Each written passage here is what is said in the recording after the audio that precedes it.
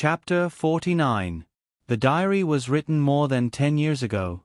It was a thick book, and it recorded an entire year's worth of love, hate, and hatred that a gentle housewife silently swallowed in her stomach. Ling Han casually flipped to a page, and what entered his eyes was an indescribable sense of dejection. When the car stopped, I wanted to take an umbrella to fetch Dong Ming. His body was cold, and he would cough if he was drenched in the rain. When that happened, he would feel uncomfortable for a long time. But through the window, I saw the beautiful woman in the car talking by his ear, laughing without restraint. And on his face, there was a relaxed and happy expression that I hadn't seen in a long time. I knew that it was probably the end of the road between us. On a certain Friday night 11 years ago, Ling Dongming returned from a banquet. Wan Qingwan went to bed early as usual, and as usual, he went straight to the study and stayed there for the whole night. July 25th, sunny. Mother is seriously ill. I went back to my parents' home and told Mother that I want to separate from Dong Ming. Mother probably knew something and advised me to be magnanimous and to protect the family business. It's normal for a man to have women outside. I don't have to think about it, but I should also think about Han, who was sent abroad to study when she was young. Mother said that the woman is young and has a girl with her. If she marries into the family and gives birth to a child or two for Dong Ming, how will Han live? Mother is more far-sighted than I am, so let's just end the thought of divorce. Today was the Mid-Autumn Festival. Dong Ming said that he had something to do at the company and didn't come back. Han who was overseas, called me and said that he was about to finish his studies and his grades were excellent. I was afraid that Han wouldn't come back, so I pretended to be angry and threw a tantrum with him, ordering him to come back before the new year. I was afraid that my body wouldn't be able to hold on for too long. In any case, when Han came back, I would hand over all the businesses that I had bought over the years to him. December 15th, cloudy. Han came back today, and Dong Ming went on a business trip. Even though I asked the butler to pick him up at the airport, I was still worried. I accidentally saw that woman at the airport, wearing a bright red coat, followed by a girl. She was very beautiful, and when she grew up, she would definitely charm many men.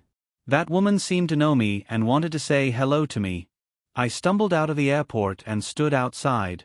It was snowing outside, and I didn't know when that girl stood behind me and gave me an umbrella. She seemed to know everything.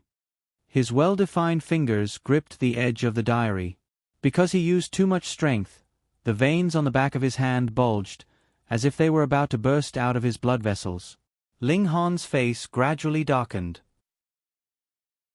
This diary left by Wan Qingwan started from half a year ago, and it reminded him day after day that the ambiguous time between him and Yi Huanyan was a complete joke. The so-called love built on his mother's dignity had become a thick sense of guilt towards his mother. He still remembered that on the day he returned to the country 11 years ago, he couldn't find the butler to pick him up at the airport. When he arrived at the airport, he saw his dazed mother holding a small red umbrella in her hand. Her shoulders were covered in snow, and her plain beige coat made her face look pale. "Mom, why are you here? Where's the butler? Your body isn't very good. Why are you forcing yourself?" At that time, he couldn't understand his mother's ashen expression. He just thought that she was in a daze because of her poor health and the cold winter wind. "It's nothing. Let's go home." Wan Qingwan was always a gentle person. When she saw Ling Han that day, the first sentence she said was especially firm when she said, "Go home." The more a person clung to something, the more they couldn't get it. After Ling Han returned to the country for half a year, Wan Qingwan gradually lost weight. During the new year, she seemed to be in better health. Ling Dongming also put down his work and rushed back to reunite with the family. However, at night, he received a call and went out. It was also that night that Wan Qingwan inexplicably lost her temper at the servants and fired all the servants at home. She even smashed things at home for the first time. The doctor said that the cancer cells had spread, causing the patient to be in a gloomy mood. There would be some extreme psychological changes, so they should be mentally prepared. Therefore, all of this did not happen out of Ling Han's expectations. After that, he carried his almost weightless mother back to the room to rest. However, She refused to sleep and kept saying that there wasn't much time left. She asked him to take out the old record player at home and play it. The old melody spun out of the record player as if it could draw people into that simple and unadorned era. When Qingwan said, "Han, if you fall in love with a girl in the future, you must like her seriously." At that time, Ling Han didn't care about love and relationships. Although he had a few relationships overseas, they were all left unsettled and ended peacefully. "Mom, why are you suddenly saying this? Did my dad make you sad?" "No." When Qingwan held his hand. "Your dad is quite good.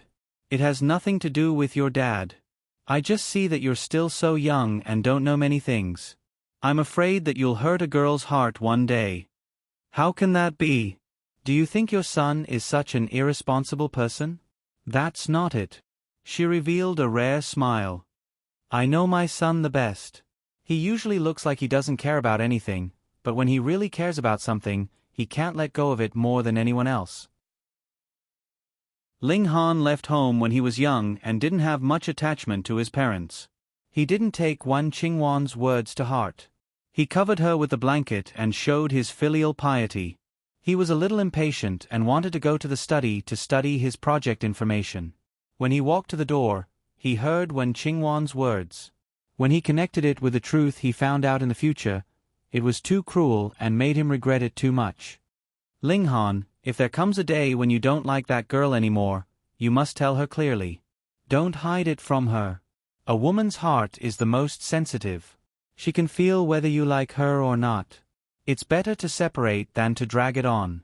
At that time, he was busy looking at the information and didn't realize that when Qingwan called him, she didn't call him Han, but Ling Han.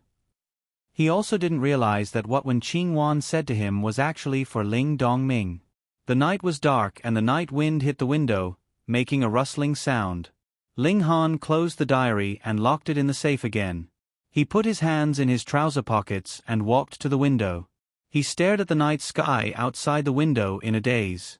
Even he couldn't tell if the anger he vented on Yi Huanyan was because he hated her for not stopping Zhang Mailan from doing all the bad things, or because he hated himself for not being filial as a son. It had been more than half a year since he found out about what happened back then.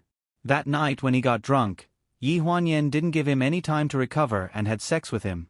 His extremes and uncontrollable emotions became worse after he didn't have that time to recover. He also knew that Yi Huanyan shouldn't be blamed for what happened back then. But he also knew that if he didn't blame Yi Huanyan, he had no reason to be entangled with her. Chapter 50. Ling Han's mother, Wan Qingwan, suffered from depression due to the interference of a mistress. Due to the fact that Ling Han was still young, she had no choice but to endure until she gave Ling Han everything that was rightfully his to him. She finally lost the support of her life and gradually became absent-minded. She found it difficult to eat 3 meals a day. Ling Han took her to the hospital for a checkup. When the report of her late-stage stomach cancer came out, all the doctors attributed the source of her depression to cancer. It was only when the accident happened right before the death that she had been waiting for happened that the hospital staff handed the death notice to Ling Dongming to sign. Only then did he know that regardless of the accident, his wife didn't have much time left. Half a year ago, when Ling Han returned from a business trip, he found this mother's diary in the attic of Ling Dongming's house. It recorded every detail from the moment she found out that Zhang Mailan had interfered in her family. From the initial breakdown to the subsequent acquiescence, to the subsequent conflict, and even to the point where she couldn't speak, she had already shown symptoms of depression and absent-mindedness. All of this was caused by Zhang Mailan and Ling Dongming. And the source of these two sins died in the car accident a year ago as if karma was retribution. As a result, even though Ling Han knew so much of the truth, he couldn't find anyone else to vent his anger on. Only Yi Huanyan was left.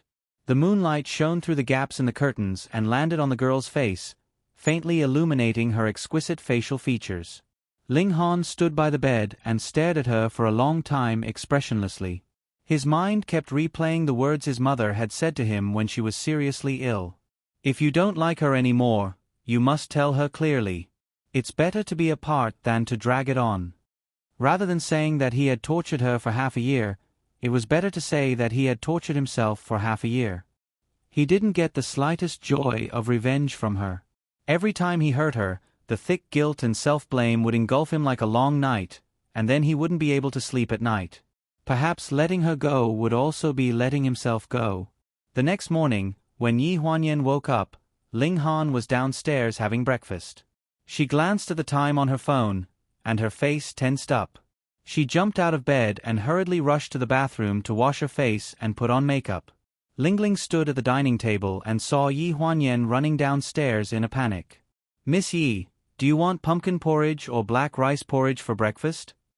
Yi Huanyan glanced at the back of Ling Han's head and gulped. "Black rice? Forget it, I'm not going to eat it. I'm running out of time. Give me 2 buns. I'm going to catch the bus." Ling Han glanced at her indifferently.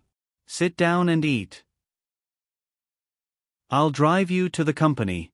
When these words came out of Ling Han's mouth, it was as if the sun had risen from the west. On the contrary, Yi Huanyan was a little flustered. She sat down skeptically.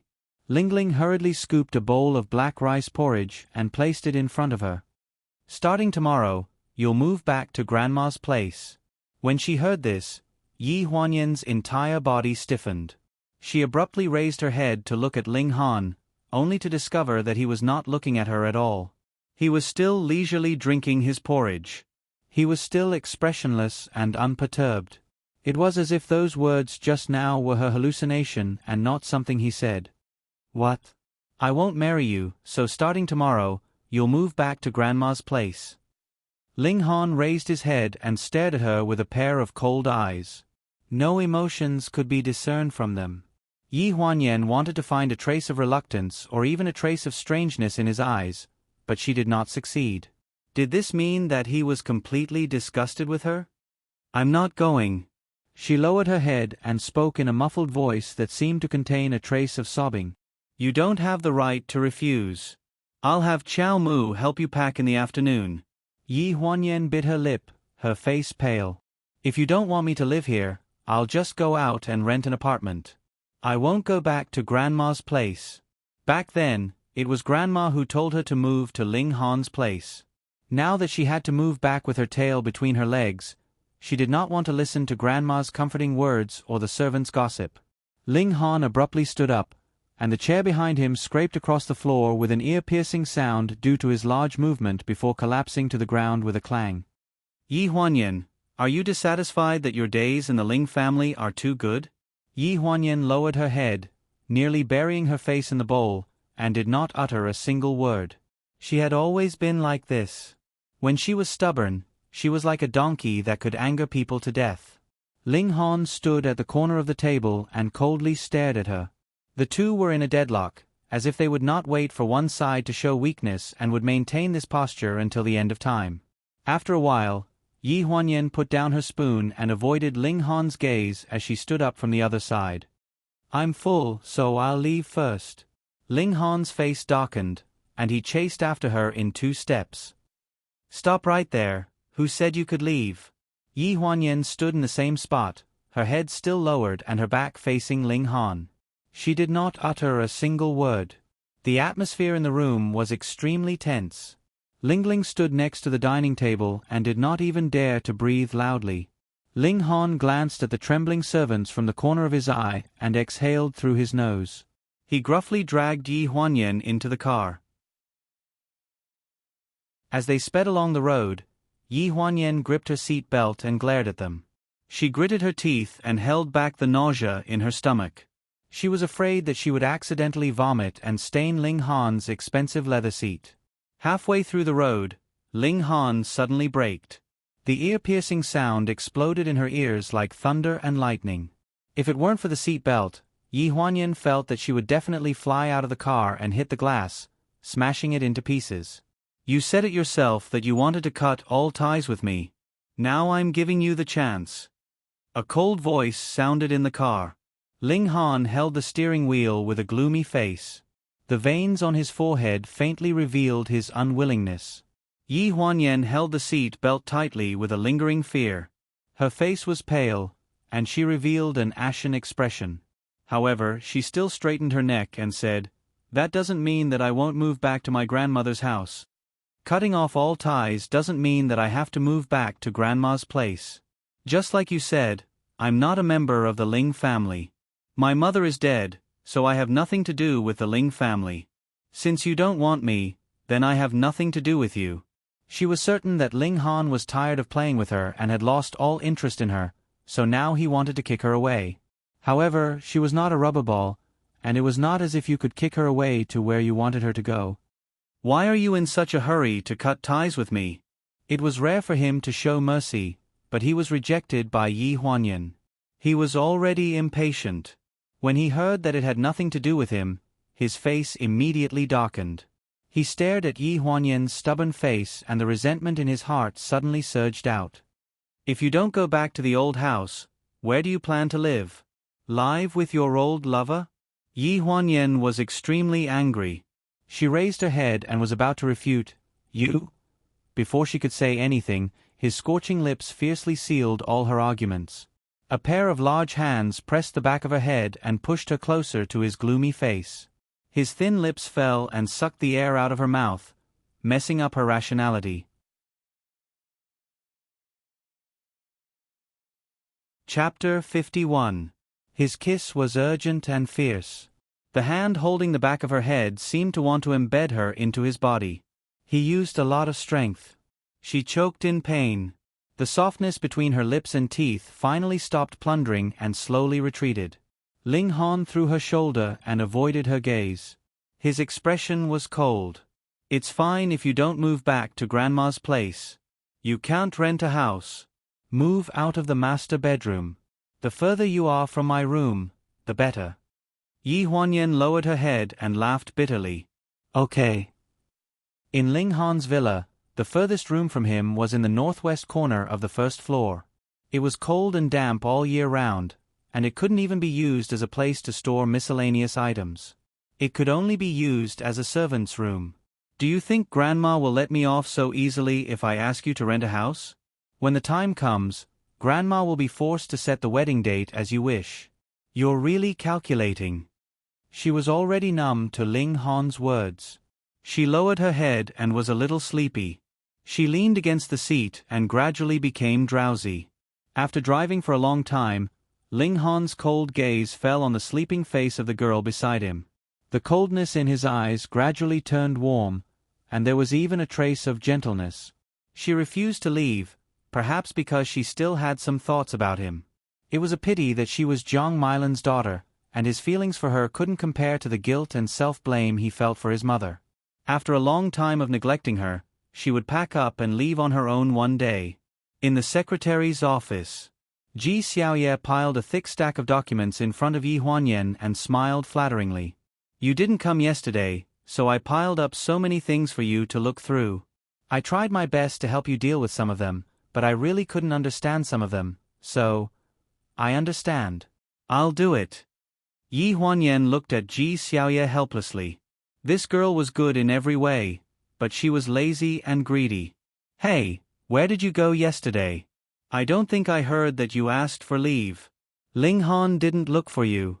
She lay on top of the pile of documents, blinking her big eyes with a curious look on her face. Yi Huanyan pulled at the edge of the topmost document and looked up at her. "If you don't move away, President Ling will ask for a document later. I'll say that you're in charge of it. You didn't do it well yesterday and you're slacking off today. Don't, I'll move." Ji Xiaoye hurriedly stood up.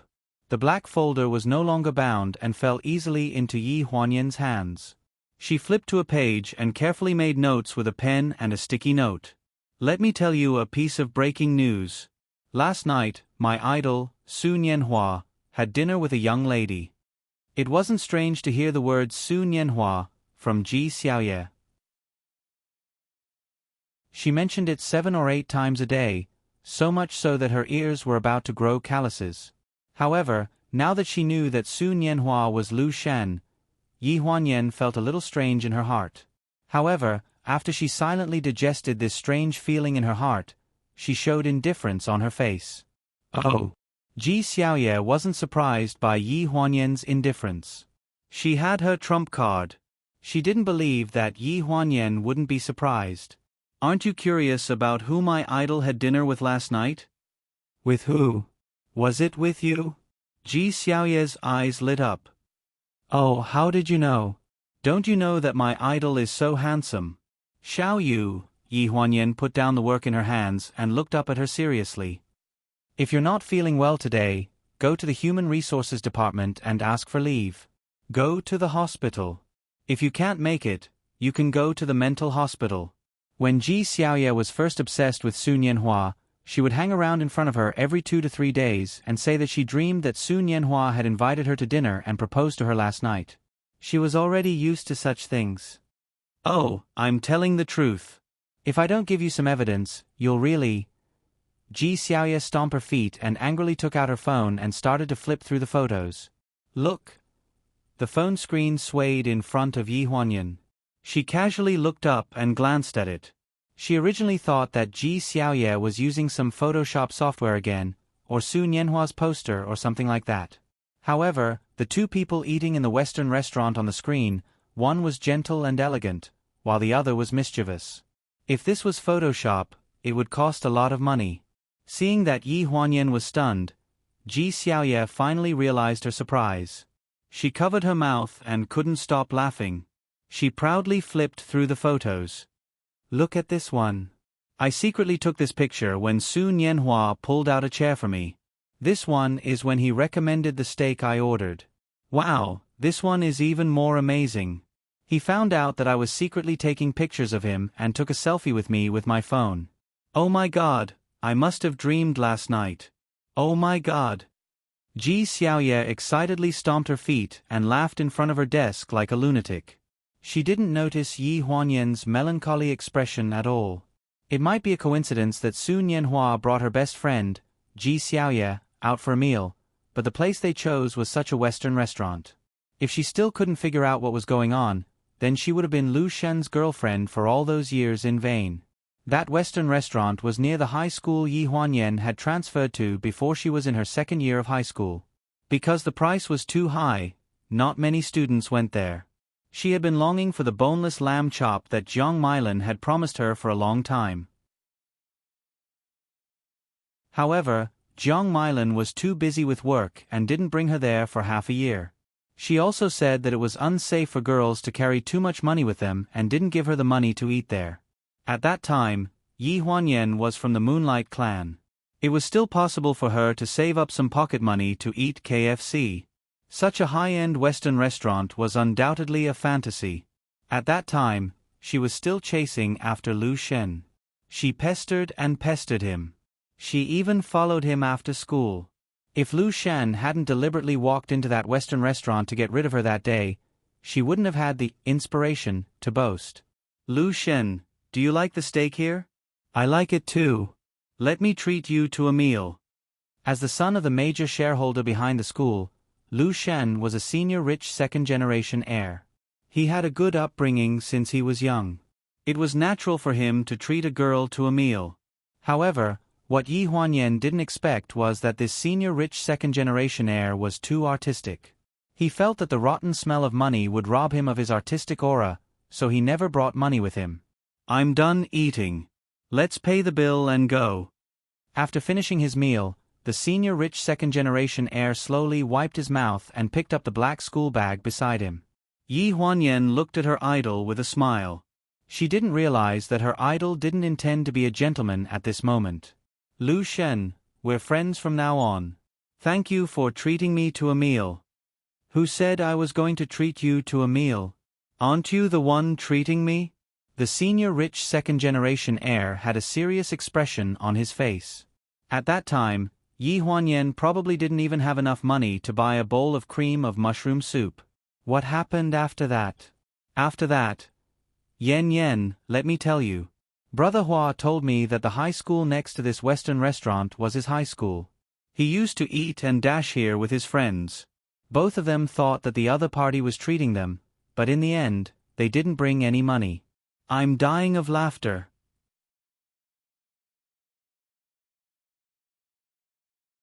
Chapter 52. Yi Huanyan's eyes stayed on the picture of the restaurant for a few seconds. Someone knocked on the door of the secretary's office. She retracted her gaze and looked up at the door as if nothing had happened. "Come in." The planning department sent the annual artist training plan and left in a hurry. Yi Huanyan's memories faded away. Ji Xiaoye was still immersed in the excitement of having dinner with her idol. She mumbled for a while. Brother Hua also said that he hasn't seen his old friend in a long time. If there's a chance to meet him, he wants to eat at this restaurant. Oh my God, who saved the galaxy in their previous life? How could they be Brother Hua's old friend? Yi Huanyan's mouth couldn't help but twitch. Why couldn't it be Lu Shan who saved the galaxy and had an old friend like her? Brainless fan. Brainless fan. But Brother Hua said that his old friend isn't very willing to see him now. I really don't know what's wrong with his brain. Yi Huanyan was drinking water and coughed twice. Everyone has their own thoughts. Maybe it's better to reminisce than to see each other.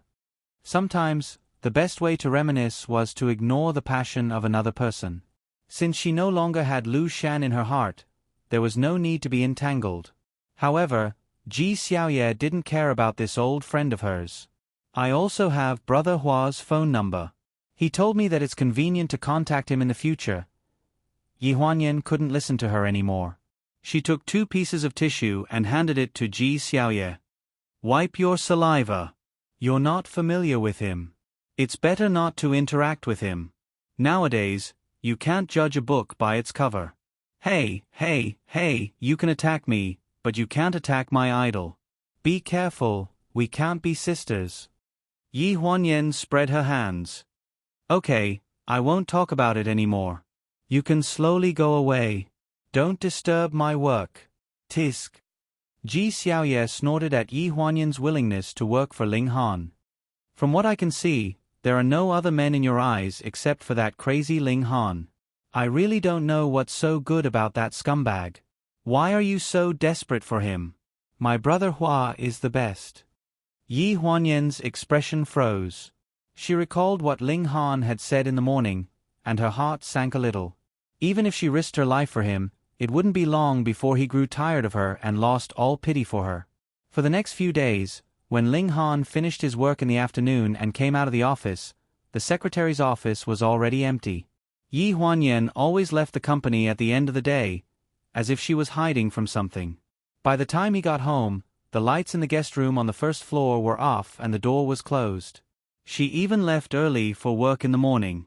When he changed and went downstairs to eat, the servant said that she had left early to catch the bus and the subway. Therefore, during this period of time, Ling Han almost never saw her except in the office. His insomnia became more and more serious, and he didn't feel like eating. His heart was empty, and he felt even more depressed than before. Director Ling, the dinner at the TV station tonight. Chow Mu came over with Ling Han's schedule to remind him of tonight's event. Ling Han looked at the empty secretary's office and said expressionlessly, "Push it away. Just say that I'm not feeling well." After saying this, he went back to the office to get his suit jacket and car keys. He walked straight to the elevator that led to the parking lot on the first floor. When he got home, it was 6:30 p.m., and Yi Huanyan still hadn't come back. The subway during rush hour was extremely crowded, and it was considered lucky to be able to squeeze in 2 trains. This was within Ling Han's expectations. Lingling was surprised that Ling Han came back so early. She hadn't finished making dinner yet, so she panicked. "Young master, you came back so early today. Are you eating at home?" "MHM. Then I'll cook 2 side dishes as soon as possible. You can eat first." "No rush, wait for another half an hour." Ling Han sat at the dining table and raised his wrist to look at the time. Lingling was a bit confused. What did he mean by another half an hour? Half an hour later, the villa's door opened. Yi Huanyan took her bag and changed out of her high heels at the entrance, looking exhausted. "Lingling, I want to eat porridge today." She had just changed into slippers and stepped on the floor of the living room when she saw Ling Han leisurely sitting at the dining table with a bowl of rice in his hand. She thought that she was hallucinating and was stunned for a few seconds. She stuttered and couldn't say a complete sentence. "Ling, you... Why are you... Ling stood at the dining table and only heard that she wanted to eat porridge. She quickly picked up a bowl of rice and walked to the kitchen.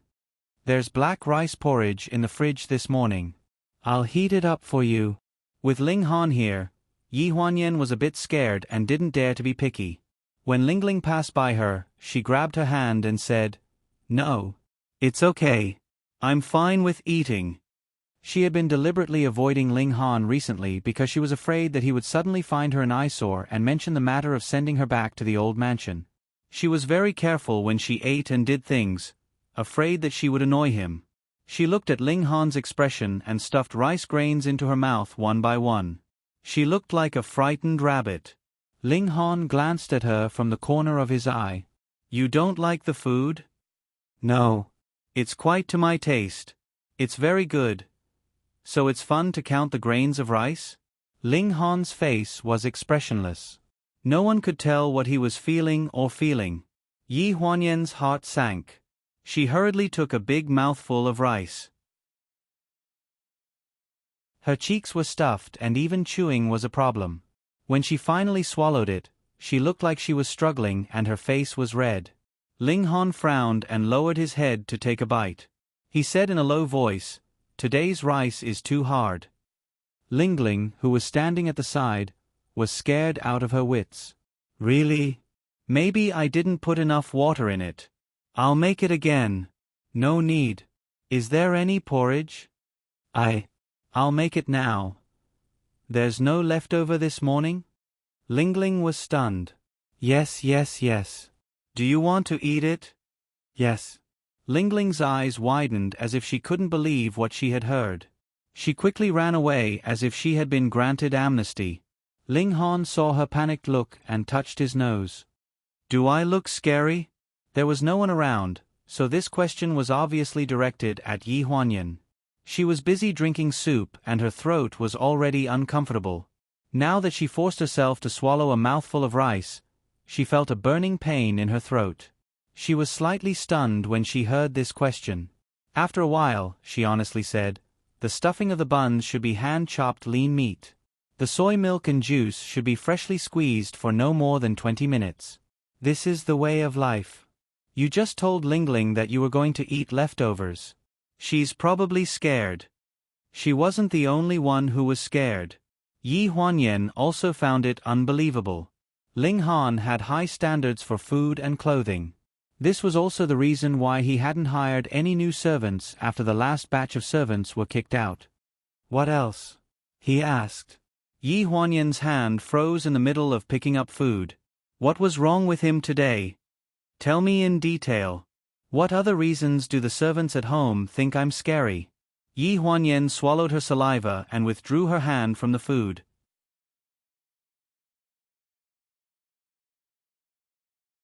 Chapter 53. Yi Huanyan could not tell whether Ling Han was telling the truth or not. She had never thought that Ling Han was someone who would humbly accept other people's opinions. He had always been conceited. "Actually, it's not a lot. It's just that his face is usually a bit sour." She lowered her head and cautiously observed Ling Han's reaction from the corner of her eye. He lowered his head and picked up the food with an indifferent expression. "Continue." Yi Huanyan coughed dryly and gathered her courage to say, "You don't seem to remember the names of the servants in the past, right? The aunties all called each other whatever. If something went wrong in the house, they would be implicated, and the whole group of people would be implicated." She looked up at Ling Han and saw that he was calm, so she continued. "For example, the incense lamp incident this time was actually May's theft. Although the other aunties are suspected of covering up for her, you should figure out why they were covering up for her. Because if one of them came to you to complain, and you couldn't remember who stole the item, you might as well directly have Chow Mu dismiss all of them. It's the same as the current situation. It's only a matter of time, so that's why they all..." Cough. Ling Han's sudden cough startled Yi Huanyan, and her face abruptly paled. I was just speaking, casually." She sized up Ling Han but found that there was nothing unusual on his face. He only took a sip of water from the cup beside him. "So, you can actually change yourself sometimes." Ling Han's voice was not loud, seemingly responding to her. She herself did not dare to believe it. Actually, we don't need too many servants in the house. Ling Ling can handle it by herself. You also remember her name, so you don't have to worry. Ling Han glanced at her. After saying so much, she only came to such a conclusion. He really didn't know what was in this woman's mind. His expression was indifferent. Up to you. If you don't mind having no one to serve you and don't find it troublesome, you don't have to find the next batch of servants. I don't mind the trouble. Yi Huanyan quickly nodded. I've always felt that it's better to have fewer people in the family. If possible, I don't need a single servant. In the past, there was only one auntie who helped with the cooking at home. Ling Han's face suddenly darkened. The home you're talking about, is it the Ling family or your previous home? Yi Huanyan was slightly taken aback. Her smile froze on her face. All of them. My mother doesn't like having too many servants at home, so... Yes, it was no wonder that after Ling Dongming and Jiang Meilan got married, all the servants in the house were inexplicably dismissed. Thinking of this, Ling Han's face had a trace of ridicule. His mother, Wan Qingwan, was the daughter of a wealthy family. She was used to being served since she was young. Ling Dongming was the same. Therefore, after the two of them got married, the more servants in the house, the better. Each of them had their own duties. Those who cooked would not help to wipe the floor, and those who wiped the floor would not work part-time to run the bathwater. When Wen Qingwan was still alive, there was even a servant girl from the countryside who specially helped her carry the dog. What kind of identity is worthy of what kind of life? The frozen smile on Yi Huanyan's face gradually disappeared. Although she didn't quite understand what he was saying, it probably wasn't anything good. The originally rare harmonious atmosphere was destroyed just like that. She didn't quite understand what had affected Ling Han's unpredictable temper. If it was really because of her actions half a year ago, then his reaction was too extreme. After all, he wasn't the one who had suffered that night. She lowered her head and didn't dare to speak. Coincidentally, Ling Ling came over with a bowl of black rice porridge and placed it in front of Ling Han. Young master, the porridge is ready. Ling Han glanced at Yi Huanyan, who had her head lowered and didn't say a word. He raised his hand and touched the edge of the bowl. He frowned. It's too hot. Ling Ling's expression froze. She quickly reached out to take it. I'll go to the kitchen and get the fan to cool it down for a while. Seeing her flustered expression, Ling Han somehow thought of what Yi Huanyan had just said. He was a little puzzled. Was he usually too strict with the servants? No need. I still have a contract to look at. Ling Han stood up. Ling Ling was so scared that her whole body froze. She thought he was angry. Trembling, she lowered her head and didn't dare to say a word. She was afraid that Ling Han's next sentence would be that she didn't need to come tomorrow. Yi Huanyan couldn't stand it anymore. She muttered in a low voice, "It's just a little hot. It'll be fine after you blow on it. You don't mind wasting a few minutes." When Ling Han heard this, he glanced at Yi Huanyan. "Secretary Yi, you have a lot of time? You eat the porridge. I still have something to do." The door to the study on the second floor closed with a click. A trace of coldness seemed to remain in the living room and dining room. Ling Ling looked at the porridge on the table and pursed her lips. "Miss Yi, I'll go get another bowl for you." "No need. He hasn't eaten this bowl either." Yi Huanyan picked up Ling Han's bowl of porridge and put it in front of her. She used a spoon to put it into her mouth. After drinking 2 mouthfuls, she thought it tasted good. Seeing Ling Ling still standing to the side with a frightened expression, she knew in her heart that Ling Ling was very uneasy because of the previous batch of servants' dismissal. Recently, she had been acting like a yes-man. "How about this, Ling Ling? You can get another bowl of porridge and let it dry for a while. I'll bring it up to the young master later." Ling Ling felt as if she had been granted amnesty. It was as if a stone in her heart had been lifted. She looked at Yi Huanyan with gratitude. "Okay, I'll go now. Thank you, Miss Yi." Looking at Ling Ling's back, Yi Huanyan felt a little melancholy. The servants' thoughts were actually very simple. What they made was what the master liked to eat. There was nothing wrong with it. However, Ling Han was a person who never praised others. After he finished eating the porridge, the servant brought it over, but he didn't eat it. It was inevitable that the little girl would feel anxious. After eating, Yi Huanyan stretched in front of the table. Without Ling Han by her side, she was inexplicably satisfied and enjoyed eating. Just as she was about to return to her room to rest, Ling Ling came out of the kitchen with a bowl of porridge and some snacks. She looked at Yi Huanyan expectantly. At this moment, Yi Huanyan was a little regretful that she had promised Ling Ling to bring her the porridge. She looked at the study on the second floor and sighed silently in her heart. Ever since she moved to the guest room, she hadn't gone up there for a week. The two of them seemed to be living in harmony. If she brought this bowl of porridge up now, she felt that if she wasn't careful, she would run into Ling Han's strange temper. What if she ran into the muzzle of the gun? What if he found her troublesome and asked her to move back to the old manor? Miss Yi. Ling Ling stared at her pitifully. Give it to me. Give it to me. Yi Huanyan gritted her teeth and took the tray from Ling Ling's hands. She took a deep breath and stepped out. The solid wooden stairs were covered with a soft carpet. It was very comfortable to step on it, just like stepping on green grass. Yi Huanyan's heart was beating like a drum. Ling Han was different from usual today. Not only was his attitude towards her not as tough as usual, but he even chatted with her for a while during dinner. It was rare for him to do that. All of this made her feel like she was on the eve of a storm.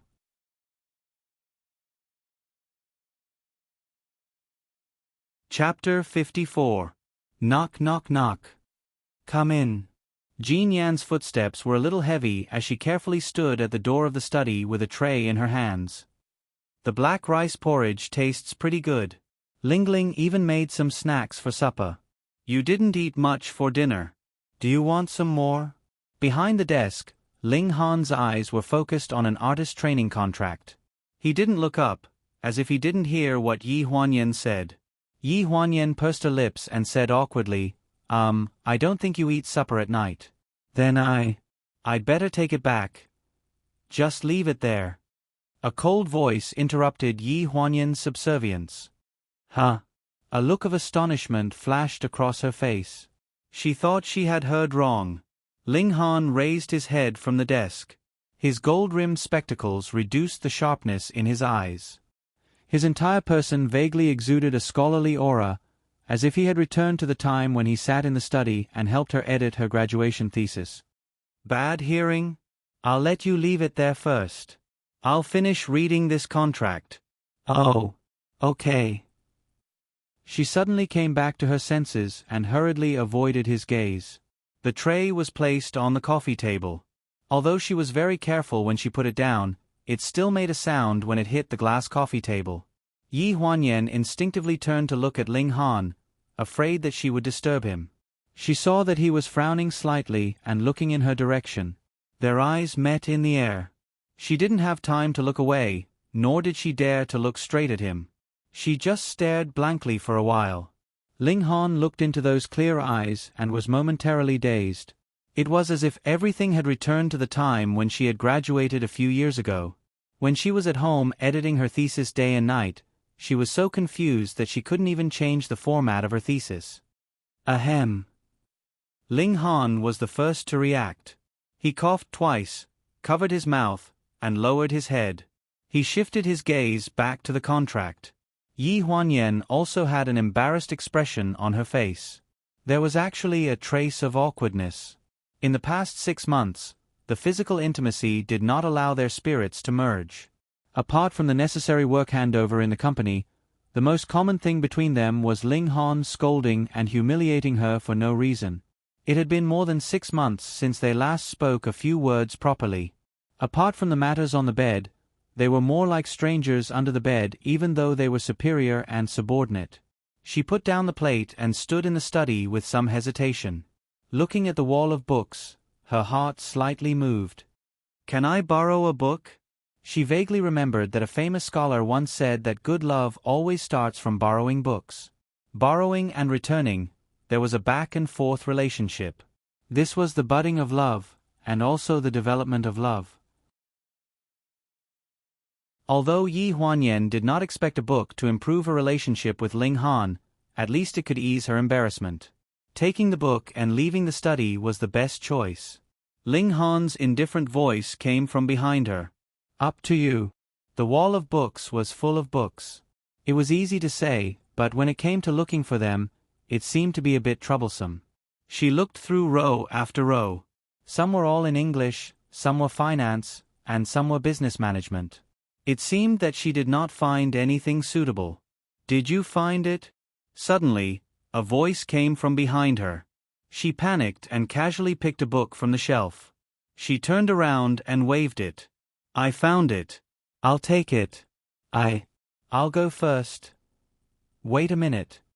Ling Han had just taken off his glasses and stood up from behind the desk.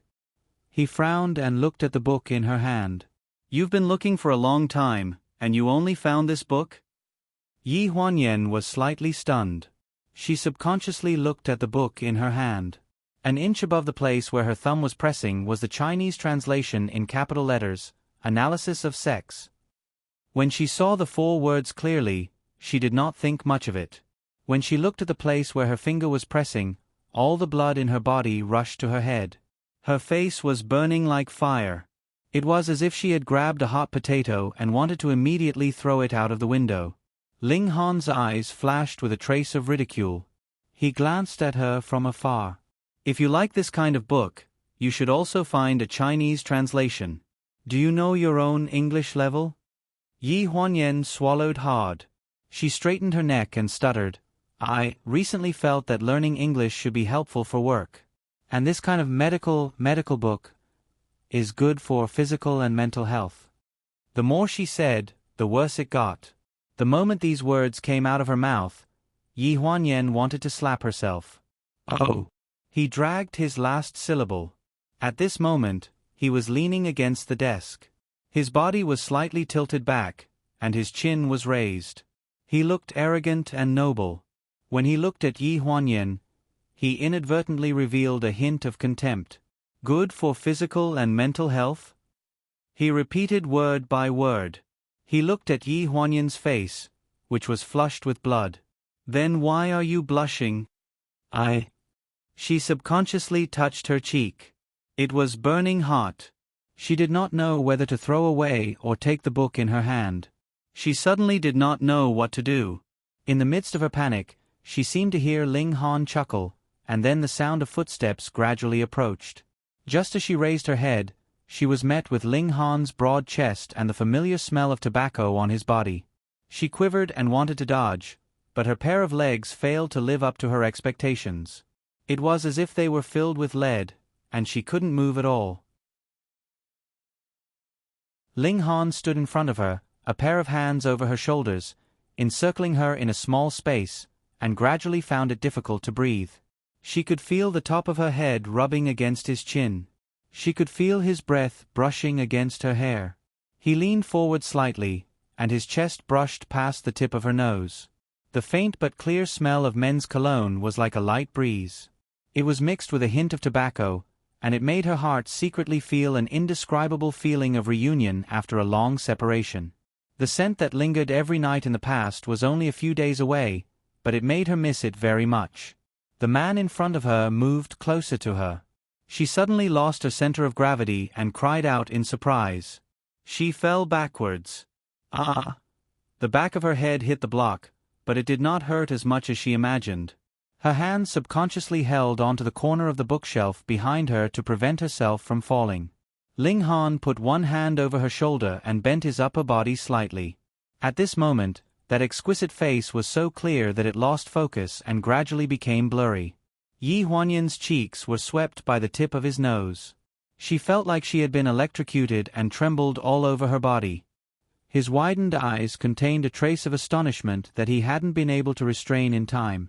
This ambiguous position was maintained for a long time. Her heart was in a mess like a ball of wool that could not be sorted out. Her heart seemed like it was going to jump out of her chest and pound non-stop.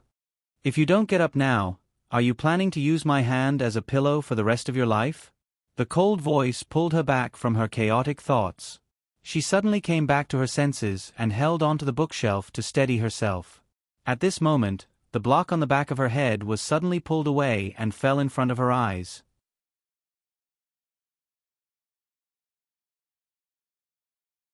Chapter 55.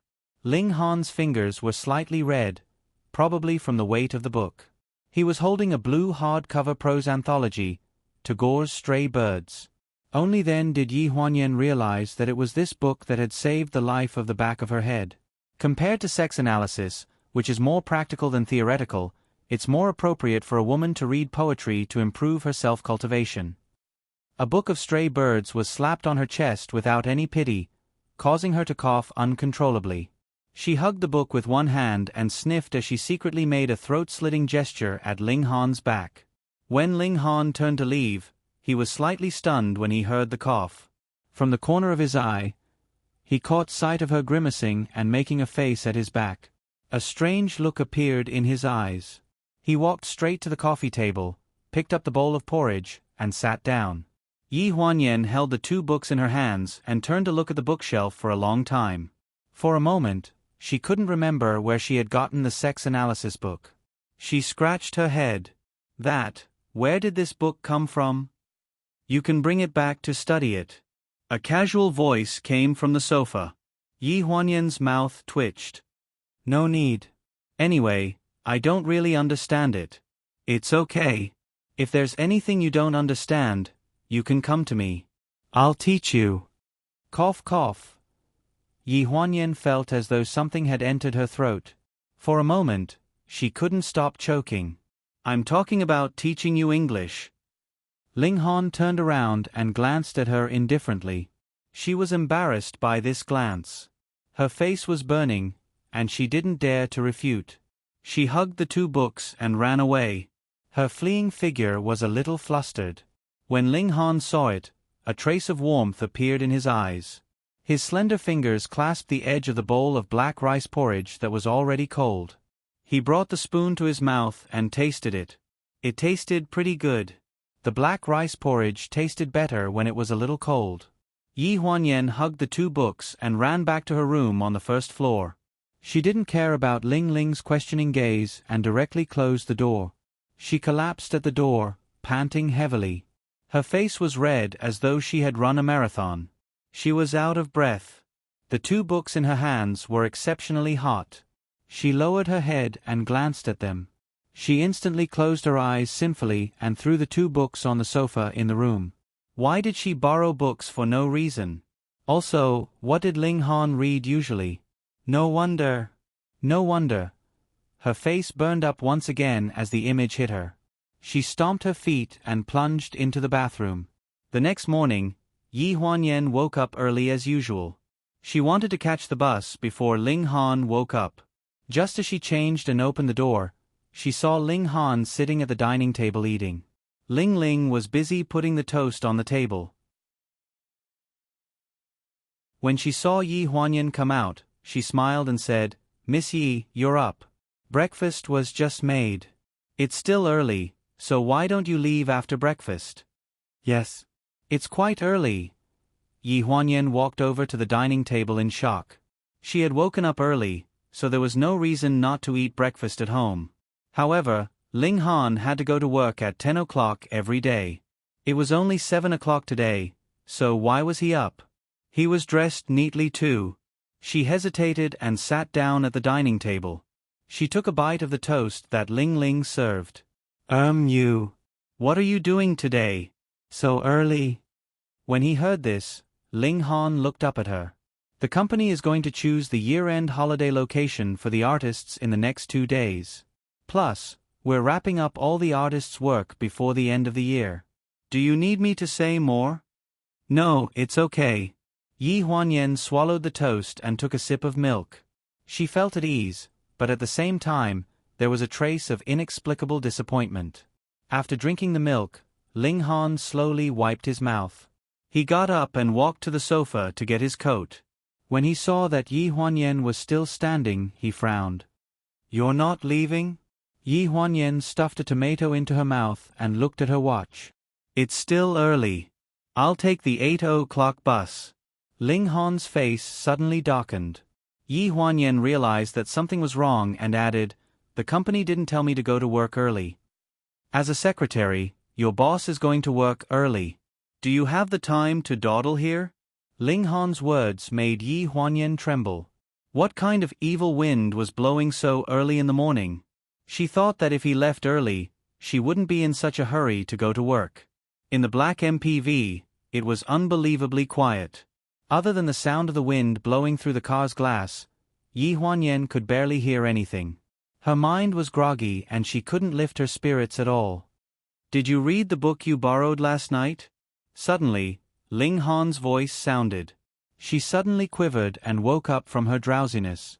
She answered in a daze, "Which book are you asking about? What do you think?" Ling Han's eyes had a trace of playfulness. Yi Huanyan suddenly realized what kind of mistake she had made. It was a continuation of last night's stupidity. She swallowed her saliva and said, "I read a few pages." "What's the feeling?" "Feeling?" She was slightly stunned. "I haven't read many of Tagore's poems, but there's a line that I quite like." "Which line?" Yi Huanyan was stunned again. She thought that Ling Han was just asking casually on a whim. She didn't expect to really discuss poetry with him in the car, so she could only answer carefully. "If you shed tears for the loss of the stars, then you will also lose the sun." She had been bad at her studies since she was young, and she didn't have any literary talent. She was still interested in short things like poetry. When she was admitted to the Media Academy, it was because she wrote well. During the interview, she was well versed in everything and fooled a bunch of teachers. That was how she got into the Media Academy. She was originally someone who couldn't even get into a university. If it weren't for the fact that Ling Han threw a stack of art school admission guides in front of her in her third year of high school, she probably wouldn't even think about taking the art school entrance exam. Since she was young, she had always been obedient and followed the life path that Zhang Mailan had planned for her. She had never had any extraordinary thoughts about her future. The meaning of this poem is that when you lose something, don't put all your attention on the thing you lost. Because the milk that was spilled has already been spilled. No matter how much you feel that it's a pity, there's nothing you can do. Why don't you think about what you have now, so that you won't lose other things when you're not careful? This poem is quite good. It's more positive. Yi Huanyan's voice sounded very calm and gentle in the car. She also explained the poem very clearly. A faint layer of confusion appeared on Ling Han's face, but it didn't fall into her eyes. The past can't be left behind, and the dead can't be pursued. That's what it means, right? This poem doesn't make much sense. Ling Han suddenly interrupted her explanation. His expression was a little gloomy. Yi Huanyan looked at him in shock. "How did you feel when Zhang Mailan passed away?"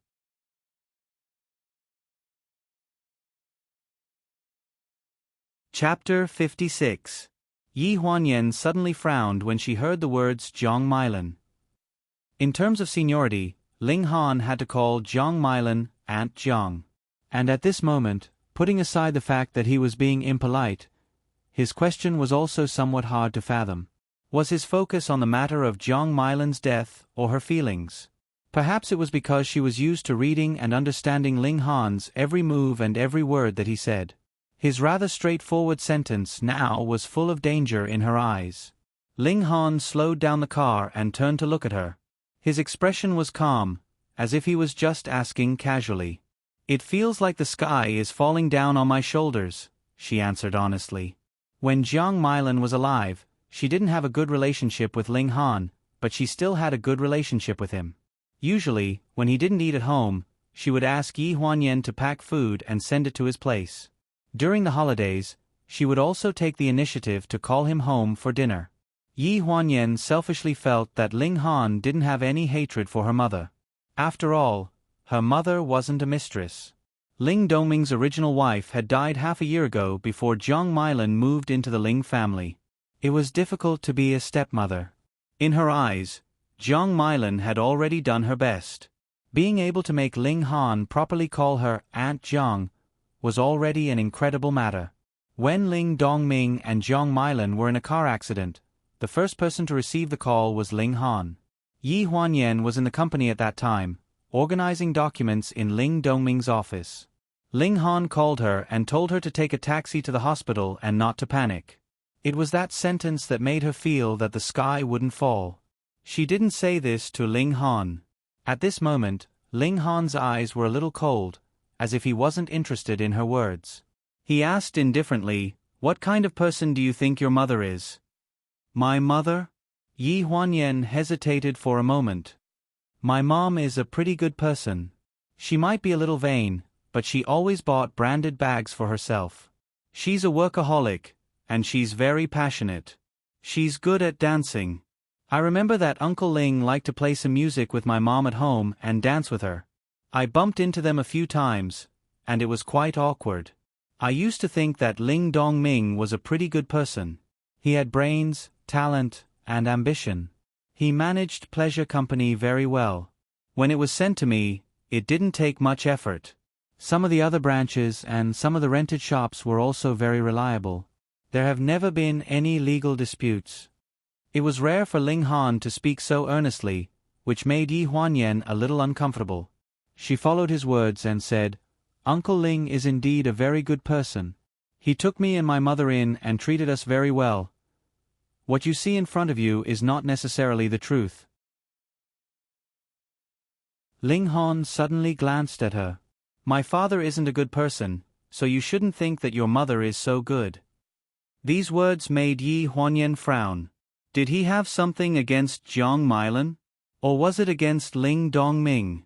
She couldn't bear to destroy the rare harmonious atmosphere between her and Ling Han, so she held back her rebuttal and pursed her lips. "Everyone has two sides. No one is absolutely perfect in this world." Ling Han frowned and gripped the steering wheel tightly, not saying anything. After arriving at the company, Ling Han sat in his office and opened the drawer, revealing the photo on top of a stack of documents. The innocent girl had a ponytail and was wearing a school uniform. There was a crack in the middle that was glued shut, but it wasn't perfect and couldn't be restored to its original appearance. The crack stretched from the top of the girl's head to her waist. It made people feel uncomfortable after looking at it for a long time. Qiao Mu came in with a large stack of documents with a very serious expression. "President Ling, you asked me to investigate the driver who caused the accident. I did. That driver gambled and owed 50 to 60,000 yuan to a black gambling den. He also got addicted to alcohol and hit his wife after drinking at home. Last year, his wife left with a rich man. All right, this driver has a lot of records of drunken driving and injuring people, but his ex-wife secretly found someone to settle it for him. It's quite strange." Ling Han nodded. "So what happened back then was an accident, right?" At the mention of this, Qiao Mu frowned. "I was about to talk about this. I investigated this man's neighbors, and they all said that he was a man who didn't drink at all 10 years ago. He was just an ordinary truck driver, but his income was not stable. His child had congenital heart disease, so he had been saving money for a heart bypass surgery for his child. 10 years ago, this driver injured someone while drunk and was detained for a period of time. After he was released, he operated on his child, but the child was unlucky. The operation failed and he died on the operating table. Later, this man became addicted to alcohol." A strange expression appeared on Ling Han's face. "You said that this driver operated on his child after he was released from the detention center? Where did he get the money?" "We haven't found anything yet. The man lives in an old alley. The neighbors around him are all older. Some of them don't have good memories, and some have moved away. That's all we've found. We came back to report to you immediately. Continue to investigate. Find out who paid for the operation." Ling Han's face darkened bit by bit. He had a premonition that the results of the investigation would once again turn his life upside down. 11 years ago, Wan Qingwan was diagnosed with terminal cancer. Her already weak body could not get out of bed for a long time, and she was unwilling to see people. For some reason, there was a period of time when she suddenly felt much better. The doctor said that this was the final radiance of the setting sun, and he told her family to be prepared. Ling Han had not told Ling Dongming about his mother's cancer yet, so Ling Dongming rarely went home and worked overtime in the company every day. During that period of time, when Qing Wan suddenly seemed to become a different person. Every day, she would carry a thermos to deliver lunch and dinner to him. It was also on that day when she was delivering dinner that she was hit by a small truck. Originally, she did not have many days left, but in that instant, she passed away. At Wan Qingwan's funeral, Ling Dongming cried very sadly. Everyone who came was very affected, including Ling Han. He felt that although his father did not seem to care much about his mother all these years, he probably still had very deep feelings for her in his heart. Growing up, this was the first time he had seen his imposing and dignified father cry like that. He could not bear to see it, so he decided to put away his previous thoughts of making him blame himself a little. In the end, he still told him about the cancer. My mother's stomach cancer was in the terminal stage. It was found out half a year ago, but I never told you. Although this car accident was an accident, the doctor also said that she won't make it through this month, so don't blame yourself too much. After a brief moment of surprise, Ling Dongming cried even more heartbroken. After the funeral, he locked himself in his bedroom alone and did not leave the room for half a month. At that time, Ling Han thought that his mother's lifetime of longing for him was not in vain.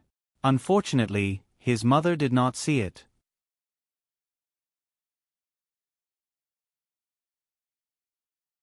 Chapter 57. In the afternoon, when Yi Huanyan delivered the documents to Ling Han, she noticed that he didn't seem to be in a good mood. He didn't touch the cold cup of coffee by his hand, and the contract in his hand was flipped to the same page as when she came an hour ago. Ling Han never did useless work. He always checked everything very carefully the first time. He didn't need to look at the documents a second time, so there were only two possibilities for him to flip to this page. Either there was a problem with this page, or he wasn't looking at the contract at all. Yi Huanyan turned her head to take a look. The first page was the cultural background of both parties. The problem couldn't be here, right? Putting down the document in her hand, Yi Huanyan carefully asked, "President Ling, is there a problem with this page of the contract? Live and learn, and ask if there's anything you don't understand." This was what Jiang Meilan taught her when she was still around. As a woman, and a beautiful woman at that, the biggest advantage was that even if the question you asked was a little stupid, the other party could still calmly tell you the answer.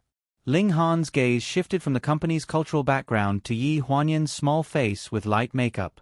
She bent over slightly and her gaze fell on his desk.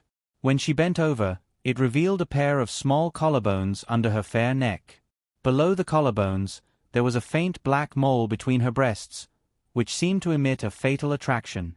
This woman didn't seem to know what kind of charm she had. Some of the characteristics that she often inadvertently revealed had a different kind of sex appeal. Ling Han's overseas classmate and friend had seen Yi Huanyan on a video call by chance, and had called her a sexy stunner.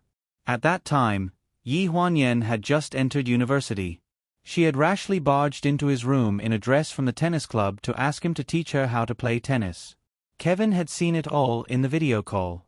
After that, this adventurer, who couldn't be contacted 360 days out of 365 days, had pestered him for a whole month, asking for a chance to talk to Yi Huanyan alone. "No, why do you ask?" Ling Han looked at her, feeling a little restless. His rare good temper made Yi Huanyan a little surprised. After a trace of astonishment flashed across her face, she answered honestly, "Because you have been reading this page for more than an hour, so I want to ask if there is anything wrong with it, so that I can quickly ask the people in the business department to change it." Ling Han was slightly stunned. Yi Huanyan's merciless reminder pulled back all his thoughts. He coughed dryly and picked up the coffee beside him. "No problem. I'm waiting for the video conference." Yi Huanyan looked at him in surprise as he brought the cup of coffee to his mouth. Her eyes widened. "That. What else?" A trace of bitterness slid down his throat. Ling Han didn't realize anything was wrong. He only looked at Yi Huanyan's astonished expression and felt a little puzzled. "The coffee is cold. Do you want me to get you a new one?" Yi Huanyan pointed at the cup in his hand carefully. Only then did Ling Han feel a chill in his throat. The office was a little quiet. He pursed his lips, and the awkwardness in his eyes disappeared. He still maintained a calm look. Cold coffee tastes better. There's no need to change it. You can go out. Yi Huanyan was slightly taken aback. She nodded skeptically and walked out of the office. Ji Xiaoye was looking at the computer in the secretary's office, working hard to change the data. When she saw her come back, she was so busy that she didn't even have time to look up. Make me a cup of coffee quickly. My eyelids are sticking together. What kind of data is the finance department doing? How can I even look at the layout? My eyes are going blind. Yi Huanyan laughed. Isn't it because you don't work hard usually? You're not familiar with such simple data processing and conversion. What would you do if you changed jobs? When she heard this, Ji Xiaoye was slightly taken aback. She suddenly looked up at Yi Huanyan seriously.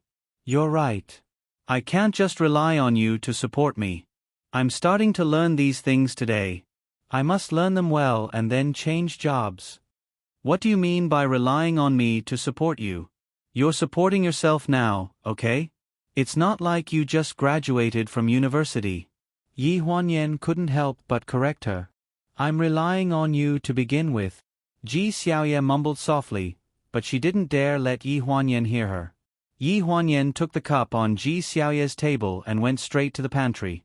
When she stood in the pantry and saw that half of the cold coffee was left in Ji Xiaoye's cup, she suddenly remembered what Ling Han said earlier. Does cold coffee taste better?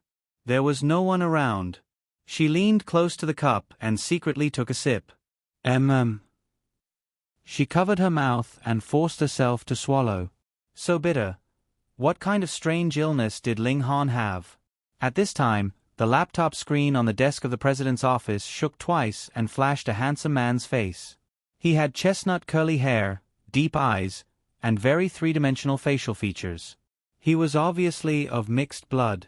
He was waving enthusiastically at Ling Han and flying a few kisses. He couldn't wait to jump out of the screen. Hey Leon, long time no see. Ling Han was already used to his enthusiasm and rolled his eyes in disgust. Kevin, be normal. No wonder you can only flirt with men and not women. You're bringing up my sad matter again. Kevin made an exaggerated sad and wronged look and pursed his lips at Ling Han. You have so many women around you. You're amazing. You're not like me who keeps chimpanzees company in the forest every day. You can find a female chimpanzee. Ling Han looked indifferent. The screen shook violently twice. Kevin was going crazy on the other side of the camera. Leon, you're a cold man with no sympathy. Why did a sexy little stunner come to your side? I can't accept it. It had been many years since Rue was bombarded by Kevin. This was the first time Kevin mentioned Yi Huanyan. Originally, Ling Han thought that he had forgotten Yi Huanyan's existence. He didn't expect him to bring up the past again. He inadvertently showed a trace of surprise. You still remember her? On the other side of the screen was the proud face of the mixed blood man. His chin was almost touching the camera. What's wrong? Can't I think about her even if I can't get her? Half a month ago, I went back home and saw the news about you. You have so many women around you. I regret letting you have those sexy little beauties. Give?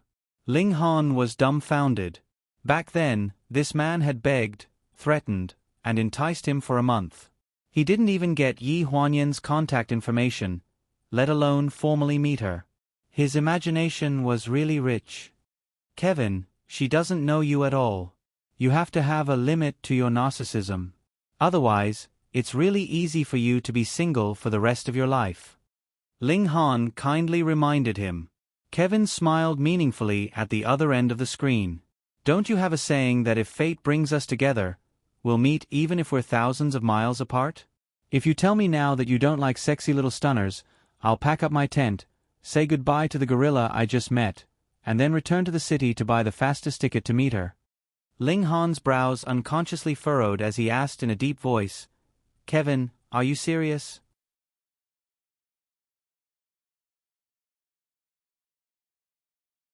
Chapter 58. There was still a smile on Kevin's face, but this smile was more playful than the various exaggerated jokes just now. Ling Han, who had always been calm and collected, was slightly stunned when he noticed the strangeness in his expression. A trace of impatience appeared in his eyes. "Kevin, this is boring. I've never seen you care so much about a woman." At the other end of the screen was Kevin's big white teeth, and there was a rare seriousness in his smile. "You didn't even look at our arrogant peacock princess in school, let alone ask me if I'm serious about any woman. Leon, you're serious this time." A strange look flashed across Ling Han's face, and he avoided Kevin's gaze. "It's just a woman. There are so many women in the world, and no one has to be anyone. So you mean I can pursue her?" "No." These two words were blurted out by Ling Han without even thinking about it. He reflexively glared at the man at the other end of the screen. "Oh, okay." Kevin shrugged and shook the screen twice. "I knew you had this attitude. Otherwise, I would have pestered you for a whole month, but you wouldn't let me see her alone. When I realized that you were overly protective of your sister, I knew that you didn't see her as a sister at all." Ling Han frowned, as if he wanted to refute something. "Leon, don't lie to yourself and others. You can only understand this kind of thing after you've lost someone." "Kevin, okay, I'm going on a date with my gorilla princess. Let's stop here for now. I see that you're in a good mood recently. I hope that next time you can introduce her to me personally as your girlfriend." Kevin grinned and smiled dazzlingly. "Remember, it's not that I failed in my pursuit. I gave it to you because you're my good brother. If you hadn't fallen in love with her long ago, I definitely wouldn't have let go of such a good opportunity. Next time, if there's no progress, I'll take the initiative to attack. Don't regret it then." Although he knew that Kevin was joking, Ling Han's heart still inexplicably tightened. The video interface on the computer flashed twice and returned to the blue interface of the main screen. Ling Han frowned for no reason. He looked up at the door of the president's office, as if he could see the busy figure in the secretary's office through the door. In the afternoon, there was still half an hour before it was time to get off work. Ji Xiaoye had just returned from the planning department with a bunch of food and drinks. It was obvious that she had heard a lot of good words. "Here, these are for you." Ji Xiaoye piled most of the things in her hands on Yi Huanyan's desk and giggled. "Come with me to the planning department after work." Yi Huanyan was busy checking the data and didn't even look up. "Did Manager Wu from the planning department ask you out for a meal again?" "What do you mean by asking me out for a meal?" "I'm asking the secretary to come with me." "You go ahead. I still have things to do after work." "What things? What big things can you have?" "You still have to eat, right?" Ji Xiaoye grabbed her wrist and refused to let go. Yi Huanyan couldn't focus on her work and had to look up at her. "Stop fooling around. I have to finish this work quickly so that I can leave without working overtime today.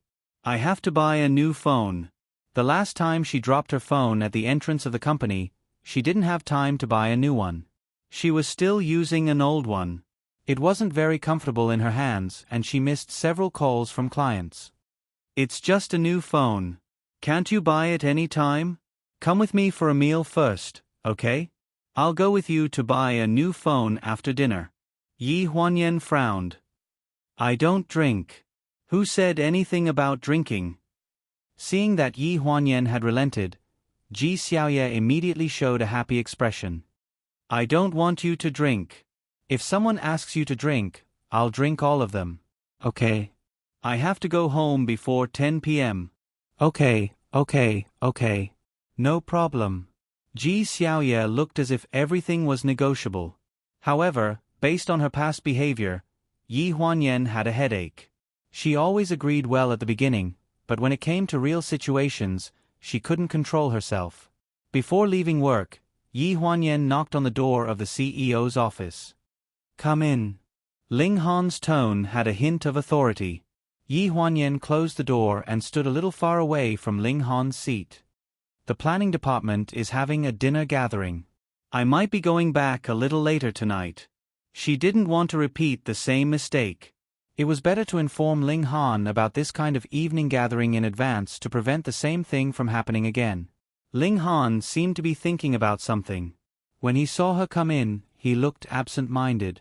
When he heard what she said, he seemed to be stunned for a moment and frowned. "What does the planning department's dinner gathering have to do with you?" Manager Xiao Wu from the planning department has a good relationship with Xiao Yu. Their department has always cooperated well with the secretary's office, so it was their manager's idea to invite us to the dinner gathering. When the department managers decided to have a private gathering, they didn't need to ask Ling Han for permission. Moreover, this seemed to be a private gathering of the planning department, and it was going to be held after work. All the more, they didn't need to ask Ling Han for permission. When he heard Ji Xiaoye's name, Ling Han's expression relaxed slightly. He said indifferently, "This is your own matter. You don't need to ask me for permission." Yi Huanyan was slightly stunned. Her face showed some disbelief. Ling Han had always been domineering and liked to interfere in everything. When she heard him say that it had nothing to do with her, she felt like she was in a dream. Thinking about how he had been so polite and distant to her these days, she felt a little disappointed. When she came out of the CEO's office, Yi Huanyan looked like she had lost her soul. Ji Xiaoye had already packed her bag. She carried Yi Huanyan's bag and locked the door of the secretary's office. She carefully leaned in close to her ear and whispered, "Did you agree?" Yi Huanyan was stunned for a few seconds before nodding. He said that it had nothing to do with him, so it couldn't be considered as agreeing or not agreeing. It could only be said that he didn't care. Ji Xiaoye didn't know what was going on inside. She thought that Yi Huanyan's sullen expression was because she had been mocked by Ling Han again. She couldn't help but feel a little angry. What the hell is he? He doesn't even have his freedom anymore. Let's just ignore him, Yen Yen. Yi Huanyan was stunned for a moment. She looked at Ji Xiaoye and forced a smile. She pretended to be relaxed and said, "Let's not talk about this anymore. Let's go. We have to leave early. Otherwise, we won't be able to squeeze into the subway during rush hour." When she said this, Ji Xiaoye revealed a meaningful expression. "Squeeze into the subway? Don't joke around. The planning department is treating us to a meal. There are 4 departments in the planning department and 8 managers. Which one of them doesn't have an annual salary of a few million? If they don't even have a car, how are they going to treat the ladies to a meal?" "Ladies?" Yi Huanyan's expression tensed up. "There are other departments? Isn't this a gathering for the planning department?" Ji Xiaoye chuckled. "Yes, the planning department planned this. It's for the welfare of the golden bachelors in the company's planning department. We're the guests of honor."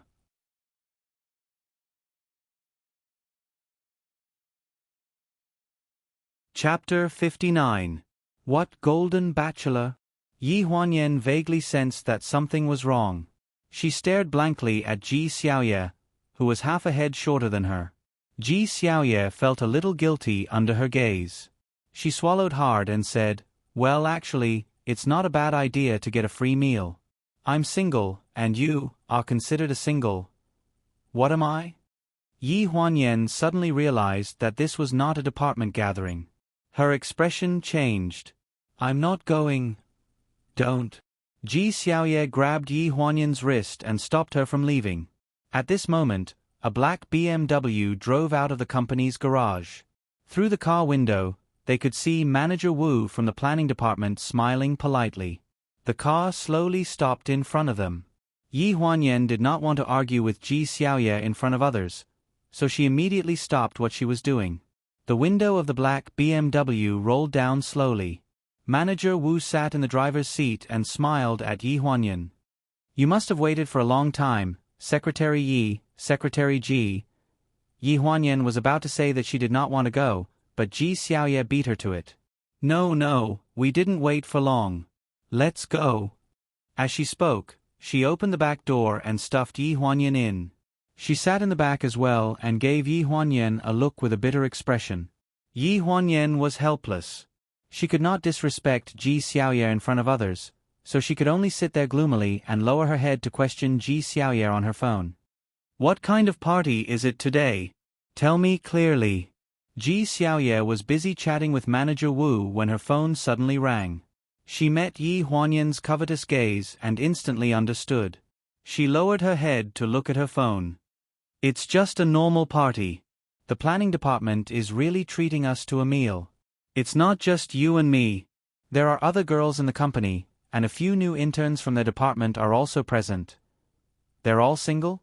Ji Xiaoye pursed her lips and raised her head to look at Yi Huanyan, as if she didn't need to say anything. Yi Huanyan frowned and turned her head to look out the other side of the window. She could not be bothered to talk nonsense with her. Ji Xiaoye was too bold.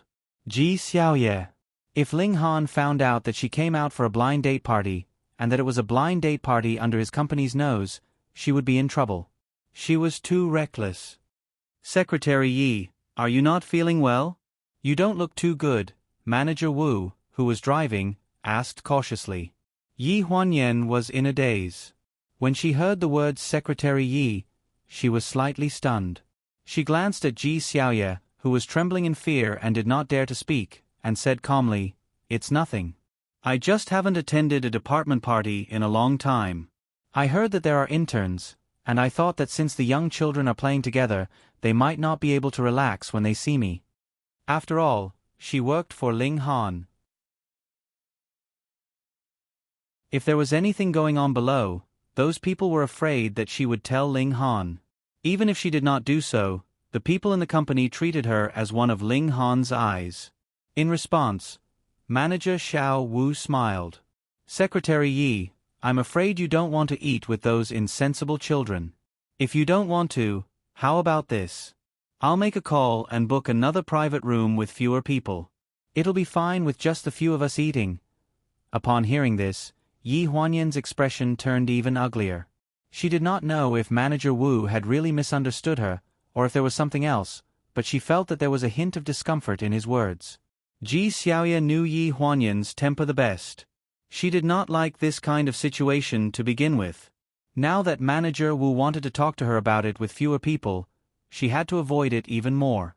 When the time came, she would just grab her bag and leave. It would be terrible if she was embarrassed. No need, no need. Yen Yen was just joking. We haven't met the new interns yet. It's a good opportunity to meet them.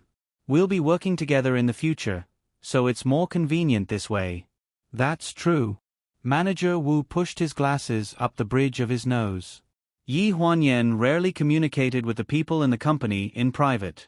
She was overly strict when it came to work, so most of the people under her were a little afraid of her. This was something that everyone knew. Ji Xiaoye had always been active. She was familiar with all the managers of the various departments and the salespeople under them.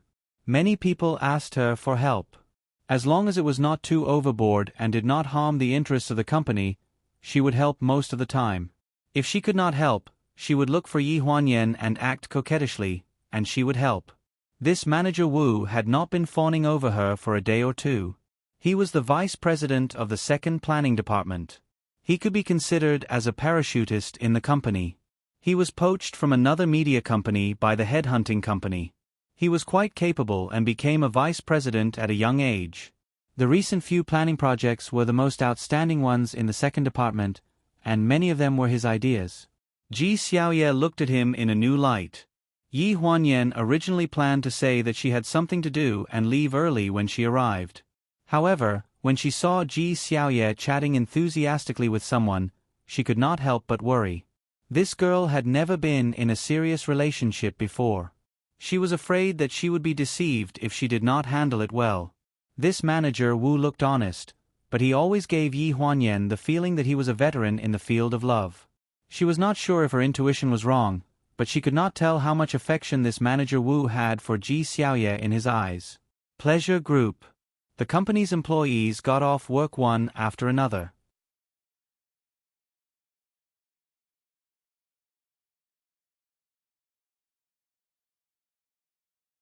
Chapter 60. Ling Han's face suddenly darkened, but his tone was calm. You said that the planning department's dinner party was attended by all the bachelors in their department? 9 out of 10 men in the planning department are single.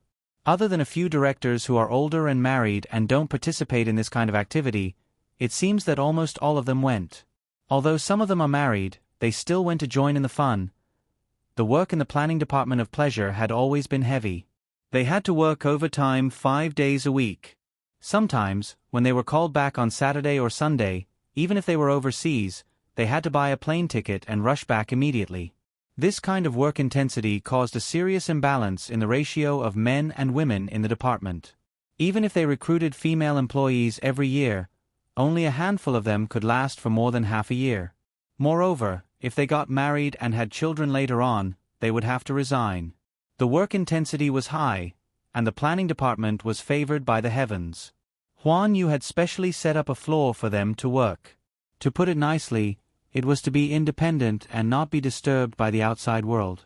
But in reality, it was to be isolated from the world. It was extremely difficult to hook up with girls from other departments.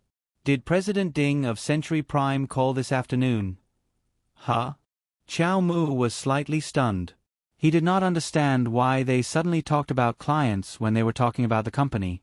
However, he had been by Ling Han's side for many years, so his reaction was trained.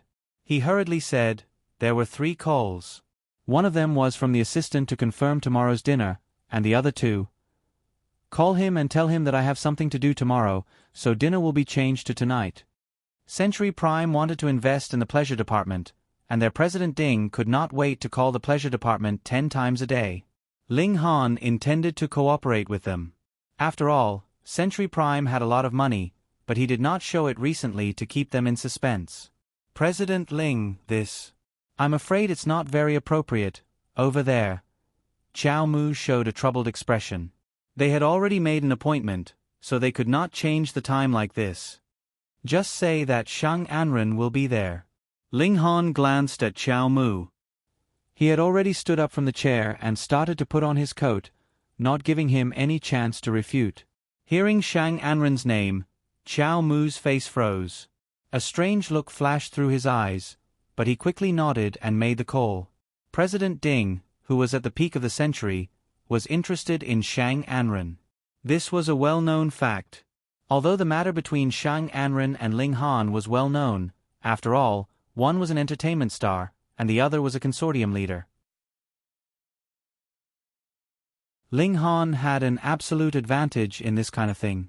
Since he didn't take the initiative to admit Shang Anren's identity in front of everyone, it was enough to prove that he didn't really care about this woman. Naturally, it was inevitable that people who were as powerful as Ling Han would pursue her. After President Ding probed a few times, he understood that Ling Han was just playing with Shang Anren. Women couldn't see through him, but as a man, he understood at a glance. In a private room of a high-end Japanese restaurant, Yi Huanyan tugged at Ji Xiaoye, who was already drunk, and signaled her to stop drinking. "Come, Secretary Yi, let me toast you. We've been colleagues for so long, but this seems to be the first time I've seen you come out for a meal with us." The person who raised the wine glass was manager Xiao Wu, who was sitting across from Yi Huanyan. It was also because of his frequent toasts that Ji Xiaoye drank like this. "I already said that Yen Yen doesn't drink, so I'll drink this for her." As expected, Ji Xiaoye put on a chivalrous appearance and went up to snatch the wine glass. Yi Huanyan hastily stopped her, and the moment she snatched the wine glass, Ji Xiaoye collapsed on the tatami. Manager Xiao Wu pushed up the glasses on his nose and smiled. "Ji Xiaoye seems to have drunk too much." "Secretary Ji seems to have drunk a little too much. It's better to drink less. I just want to toast Secretary Yi. Nothing will happen. The alcohol content of this wine is low." When he said this, he also gave a look to the female interns beside Yi Huanyan. These girls were not as naive and ignorant as Yi Huanyan thought. They were all eloquent, especially the girl named Xiao Shui, who was sitting next to Yi Huanyan. She raised the wine glass and smiled brightly. "If Secretary Yi really can't drink, then I'll drink this wine for Secretary Yi." Yi Huanyan frowned. If the news of a new intern drinking on behalf of her spread to the company, it would probably spread to everyone tonight.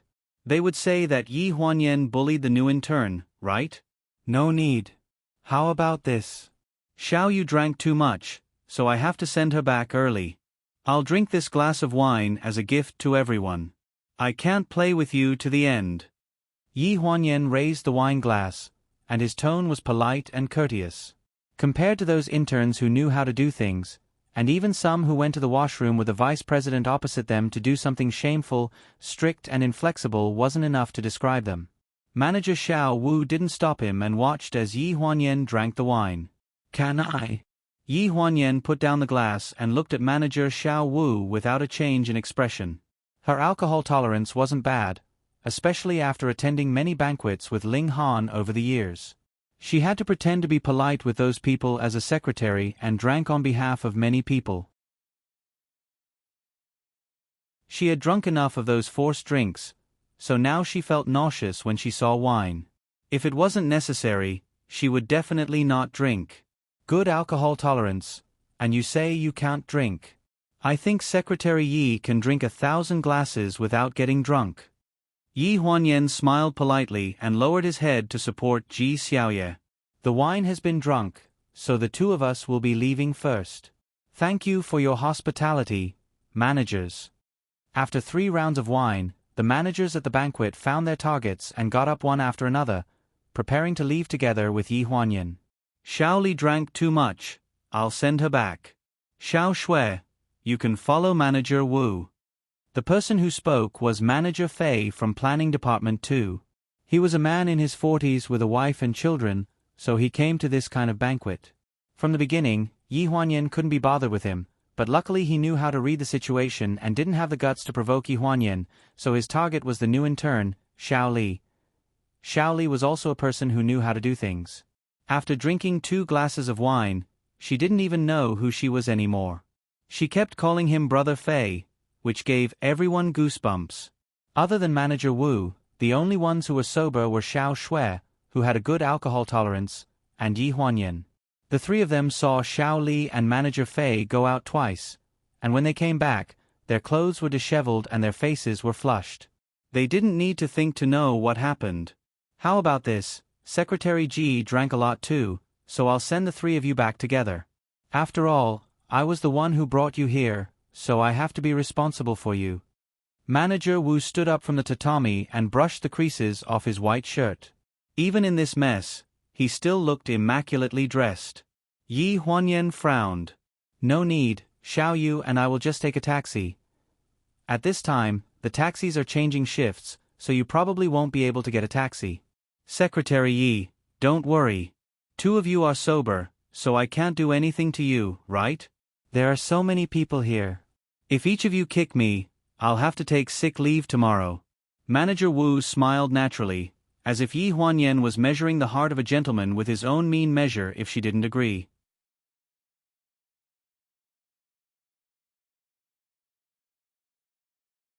Chapter 61. Yi Huanyan couldn't do it on her own.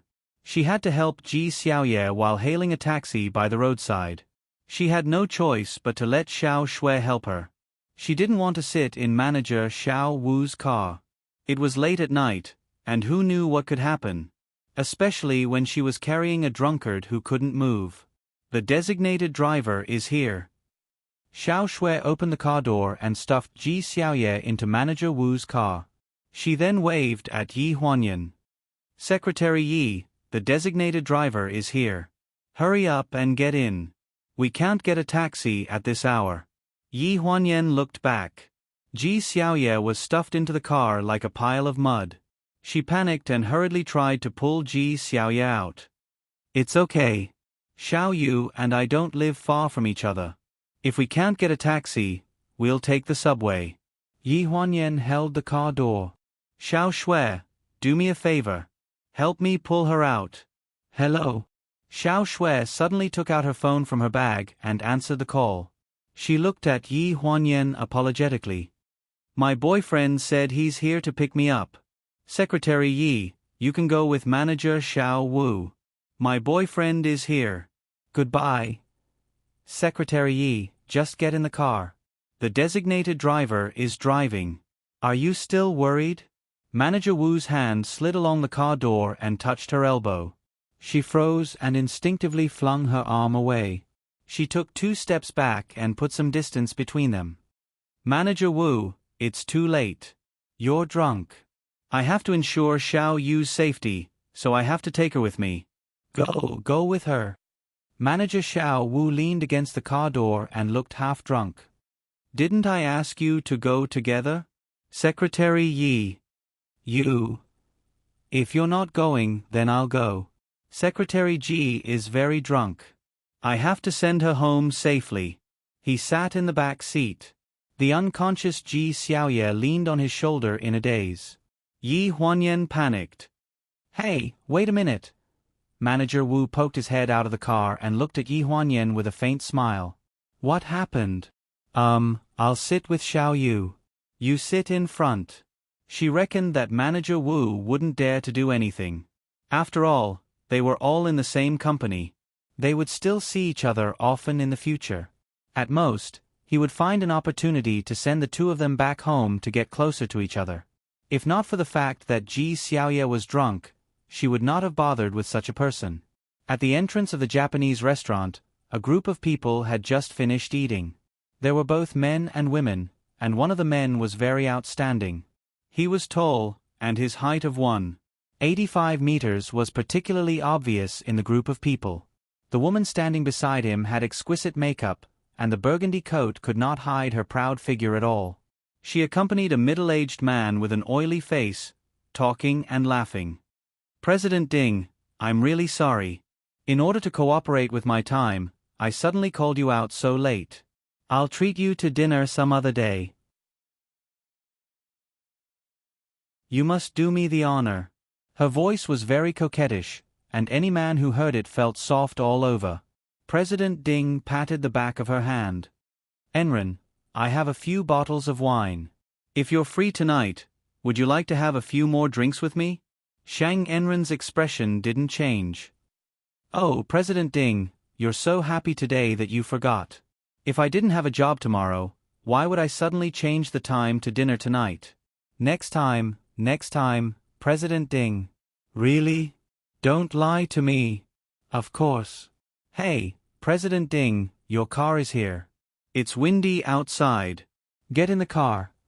After sending President Ding away, Shang Enren breathed a long sigh of relief and reached out to hold Ling Han's arm. Han, this is all for you. Otherwise, I wouldn't bother to deal with these old men. You have to compensate them well. As if he didn't hear her, Ling Han took a step down the stairs. Shang Enren's arm missed, and she immediately looked embarrassed. It's late. You still have things to do tomorrow. Go back and rest early. Shang Enren bit her lip and approached Ling Han unwillingly. Her voice was very soft. Han, it's so late. It's not safe for me to go back alone. Aren't you going to send me home? Ling Han's gaze stopped on a black BMW in the distance, and his eyes gradually turned cold. Qiao Mu, send Enren back. Qiao Mu, who had been standing on the side without saying anything, was slightly stunned. Yes. Han. Shang Enren still wanted to say something but was interrupted by Qiao Mu. Miss Shang, this way please. Sitting in Qiao Mu's car, Shang Enren's face immediately darkened. Come and go at his beck and call. Your boss is really cold and heartless. Qiao Mu started the car and slowly drove on the road. Her voice was gentle. President Ling has always been like this. Compared to other women, he treats Miss Shang differently. That's because I can help him keep his clients and business partners. Shang Enren knew her place very well.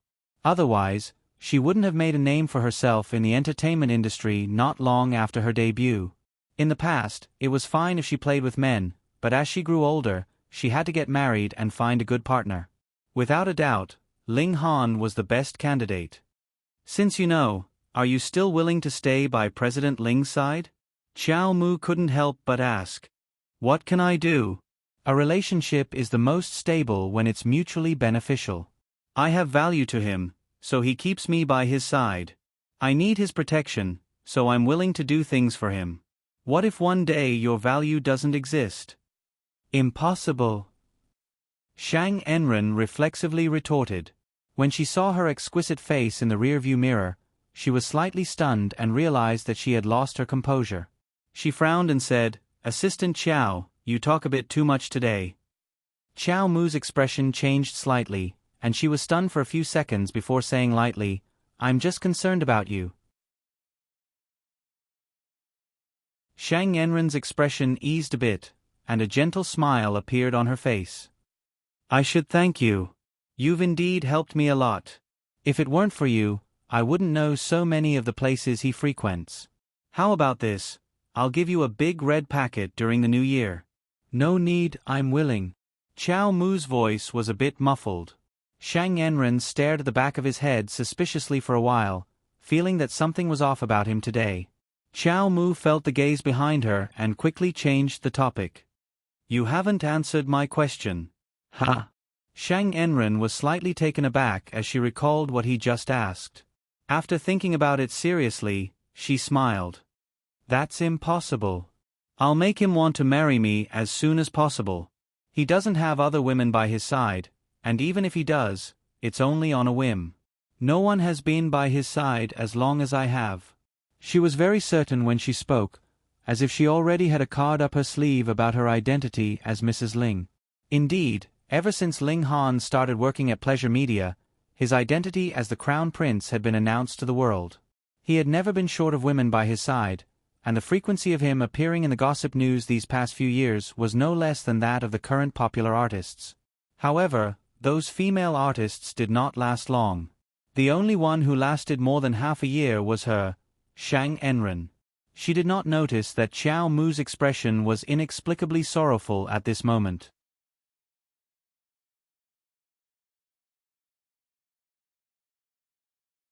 Chapter 62.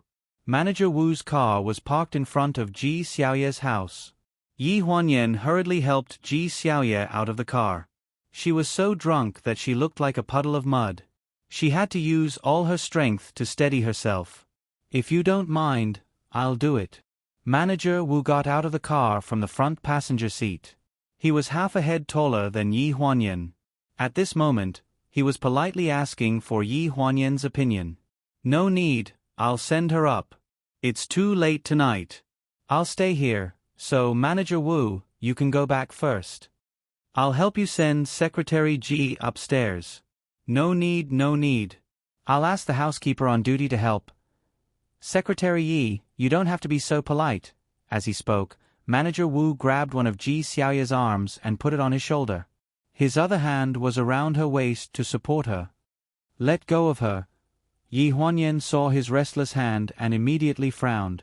Her voice turned cold. "Manager Wu, I said no need." Manager Wu was slightly stunned. His delicate face showed some embarrassment. He put down Ji Xiaoye and let her lean against the car door. He pushed up his glasses with one hand. "Secretary Yi, do you have some misunderstanding about me? I usually have a good relationship with Xiao Yu. I'm not the kind of person who would take advantage of others when they are in trouble. If you want to pursue Xiao Yu, you should pursue her openly. You shouldn't use such underhanded means." "Underhanded means?" "We're all from the same company. I don't need to spell it out." When he was supporting Ji Xiaoye just now, his hands were constantly taking advantage of her. Ji Xiaoye, this idiot, was completely drunk and didn't feel anything at all. "Underhanded means?" Manager Wu seemed to have heard a joke. "Secretary Yi, who are you disgusting?" Yi Huanyan's expression changed. She didn't understand what he meant. Who in the company doesn't know about the relationship between Ji Xiaoye and President Ling? Your secretary's office is not a clean place. Why are you pretending to be innocent in front of me? Do you want me to make myself clear? I know about the two of you messing around with Ling Zong. What nonsense are you talking about? Pay attention to your status. I'm spouting nonsense? Others may not know, but do you think I don't know? President Ling arranged for the two of you to be by his side, especially this Ji Xiaoye. I don't see her doing anything every day. Isn't she just a pretty face? She eats, drinks, and sleeps with you. You're always with her, and you're always with her. Slap. A loud slap sounded in the air. Yi Huanyan's hands trembled slightly. She gritted her teeth and looked coldly at the man in front of her, who appeared gentle on the surface. "Bastard, Xiao Yu is innocent. What right do you have to insult her like that? You dare to hit me?" Manager Wu covered his face and looked at Yi Huanyan in disbelief. "I think you're really refusing a toast only to be forced to drink a forfeit. You said that she's innocent. Do you mean that you're having an affair with the boss?" Yi Huanyan staggered back a step. "Don't come over. There are security guards in the neighborhood." Manager Wu's footsteps paused when he heard the word security. However, when he thought about how they had been arguing for so long and didn't see anyone come out, he understood and laughed coldly. "Is that so? Other than a designated driver who just wants to earn money in peace and your drunken best friend who doesn't know how to behave herself, who else is there?" A shattering pain came from her wrist. She cried out in surprise and was grabbed by Manager Wu. "To be honest, I'm not interested in Ji Xiaoye at all. Today, I just want to have a good relationship with you. However, since you're so snobbish, don't blame me for being impolite." The heavy smell of alcohol on his body made Yi Huanyan feel suffocated. She tried her best to retreat but was tripped by the incompetent Ji Xiaoye. She stumbled and fell into Manager Wu's arms. "Throwing yourself into his arms. Secretary Yi, you're not a decent person either. Let go of her." The cold voice was like the light of the moon, shining in this empty neighborhood. Yi Huanyan's body stiffened.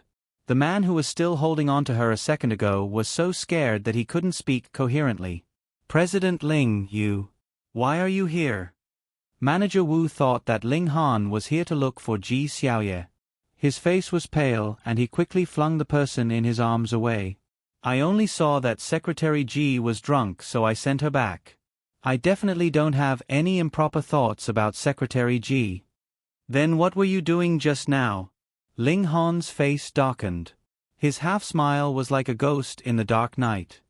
"I had an argument with Secretary Yi." "No. We were just messing around. Is that so?" "Why don't I feel like you're messing around? Secretary Yi, do you think it's fun?" Ling Han's gaze fell on Yi Huanyan. She was stunned. She held on to the car beside her and staggered to stand up. For a moment, it seemed like her brain couldn't work properly. She muttered, "It's not fun." Ling Han took 2 steps towards them. "Oh. Secretary Yi doesn't think it's fun, but Manager Wu thinks it's fun. You had an argument because of this?" Manager Wu was slightly relieved when he saw Ling Han's joking expression. He mustered up his courage and said, "President Ling Han, this is my private matter." "President Ling, this is my personal matter. You take Secretary Ji back. The matter between me and Secretary Yi, we can settle it ourselves. It's fine." A scream pierced through the silence of the dark night. Manager Wu was in a sorry state as he crouched in the greenery. He covered one of his eyes as he turned around and looked at Ling Han in disbelief. The immense pain almost swallowed him up. He stumbled for a long time but couldn't say a word. Ling Han glanced at Yi Huanyan and raised his hand. Yi Huanyan understood and quickly took out the handkerchief she always carried with her from her pocket.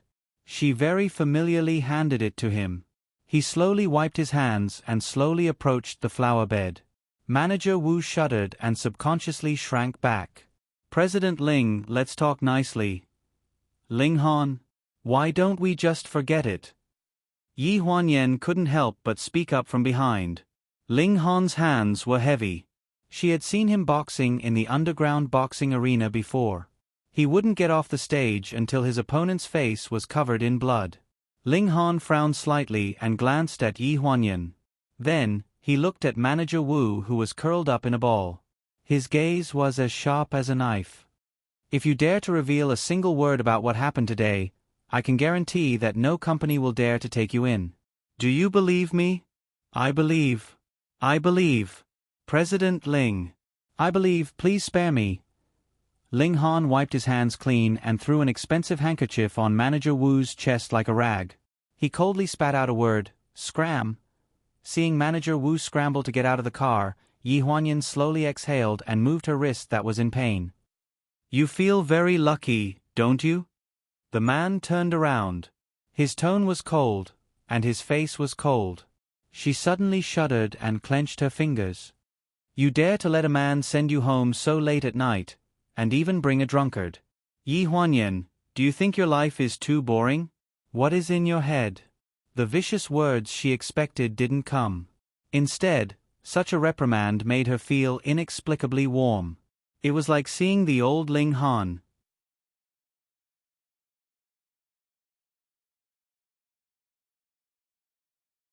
Chapter 63. Yi Huanyan plucked up her courage and asked in the face of his anger. Well, can you help me get Xiao Yu upstairs first before you scold me? Ling Han was speechless for a moment. He stared at Yi Huanyan and took a deep breath. Have I been too nice to you recently? Have you learned how to push your luck?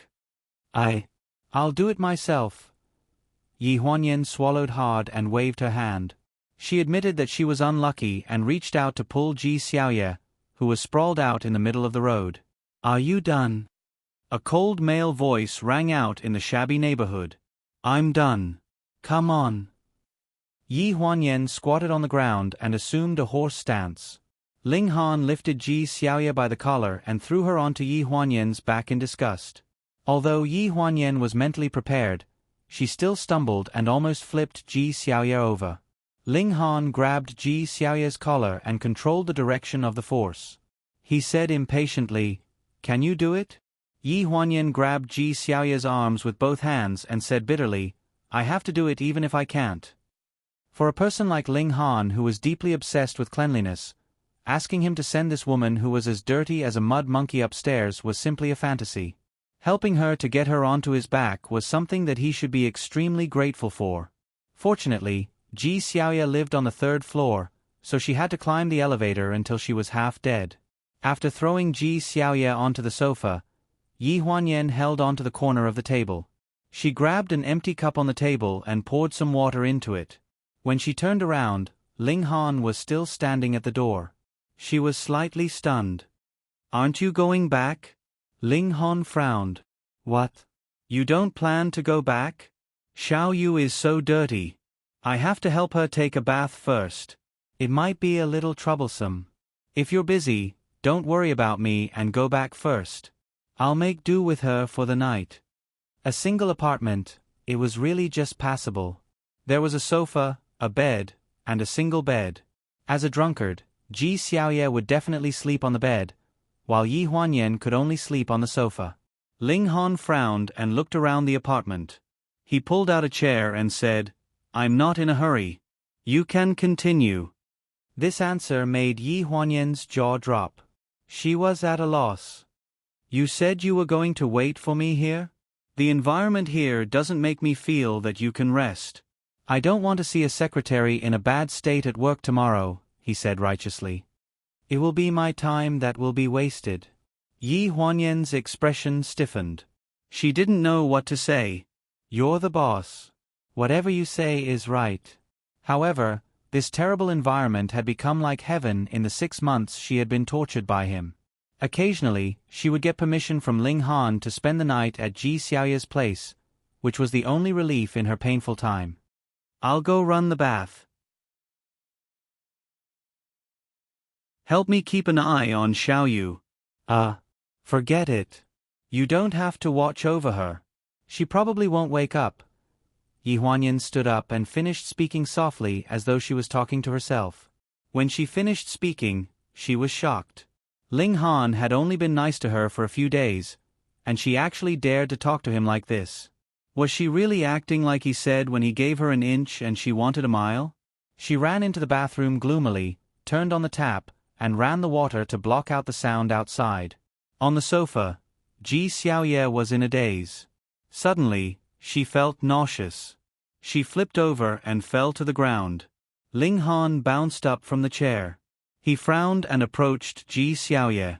He reached out and kicked her ankle. Hey! Are you okay? Cruz. Ji Xiaoye suddenly sat up and hugged Ling Han's leg. She refused to let go. Prince Charming, you're in my dream again. The moment Ji Xiaoye hugged him, Ling Han felt disgusted. He wanted to chop off his own leg. This woman reeked of alcohol. Was she crazy? Yi Huanyan. Yi Huanyan. Get out here. In the living room, there was a man's hoarse and trembling roar. There was no movement in the bathroom. A certain someone was thinking about life amidst the sound of splashing water.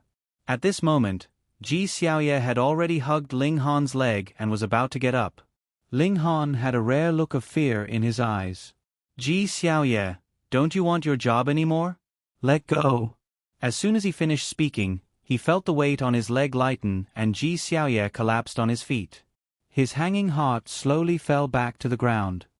Blurg. The pungent smell of vomit hit him in the face. His leg felt hot. When Yi Huanyan came out of the bathroom, she saw Ling Han standing in the living room like a pillar. His face was ashen. Ji Xiaoye had climbed down from the sofa for some reason. She was lying beside Ling Han's leg and kissing it. This posture was very strange. Before she could question why he was in such a weird position, the smell of vomit attracted her gaze to Ling Han's horrifying instep. One of his legs was covered in Japanese food and beer. At this moment, it was emitting a strong stench. The culprit was lying on his other leg. Her hair was disheveled, and she looked like a female ghost that had just crawled out of the television. Yi Huanyan covered her mouth and nose. Her face was stiff. I think Xiao Yu. She didn't do it on purpose. Ling Han's face was ashen. His murderous gaze had already cut Yi Huanyan into pieces. He gritted his teeth and said, "Shouldn't you deal with this disgusting thing first?" Yi Huanyan suddenly reacted and raised her hands. Don't move. Don't move. Let me think what to do. Get rid of her first. Ling Han looked like he was about to break down. He dared to say that he had never experienced such a disgusting thing in his life. Yi Huanyan hurriedly dragged the unconscious female ghost to the bathroom. She quickly took off her clothes and threw her into the bathtub to soak. Then, she held a plastic basin full of water, grabbed a towel from the bathroom shelf, and rushed to the living room. Why don't you take off your pants? She pinched her nose and squatted in front of Ling Han. She looked at the lump on the ground and didn't know where to start. You want me to take off my pants here? Ling Han couldn't believe what he heard. There's no other way. I can't wash your pants while you stand, right? Yi Huanyan's face was bitter. Just make do with it. I'll find you a towel later. You can wrap it around yourself first. Ling Han raised his hand to support his forehead. At this moment, he regretted coming here in the middle of the night. He should have let this woman suffer a little at the hands of the ill-intentioned man in the company to teach her a lesson. 10 minutes later, Ling Han was sitting on the sofa with a blanket covering his legs. 10 minutes ago, he was still disdainful of the blanket that was indeed a little dirty. Under the blanket was the lower half of his body, which was only wearing his underwear. Yi Huanyan squatted in front of the pile of vomit and turned to ask Ling Han, "Are you still wearing these pants?" "No." "That's good." Yi Huanyan nodded and didn't ask any more questions. She directly rolled up the disgusting vomit on the ground with Ling Han's expensive pants and threw it into the trash can. The man behind her stiffened and his voice was full of disbelief. "What are you going to make me wear?"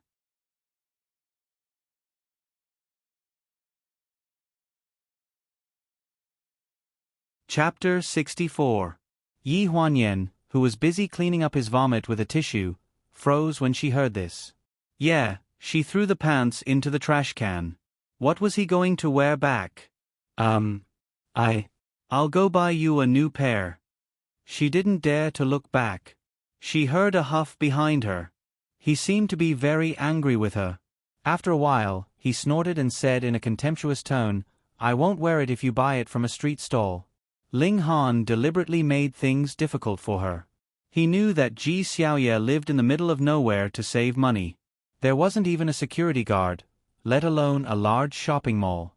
Even if there were security guards, there wouldn't be any shopping malls open at this time. She should be glad that she could find a street stall selling pants. Yi Huanyan closed her eyes and made up her mind. Since she had to die, she might as well deal with Ji Xiaoye first.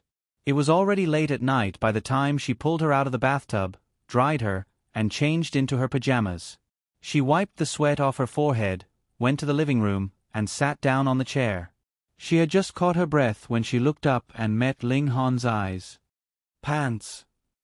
Ling Han stared at her. Yi Huanyan's face froze.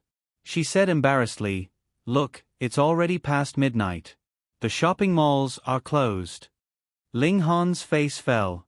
He thought for a long time and seemed to have made a big decision. He glanced at Yi Huanyan. "Forget it. Just buy one. A street stall will do." Yi Huanyan pursed her lips and thought for a few seconds. A street stall. It has to close at this time. People who set up street stalls are people too. People have to sleep, okay, young master. Why don't you wear a towel? No one can see you at night anyway. I'll drive you home. That'll be fine. Hearing Yi Huanyan's words, Ling Han's face looked constipated. His face was so gloomy that it looked like water was about to drip out. Yi Huanyan. Have I been too nice to you lately?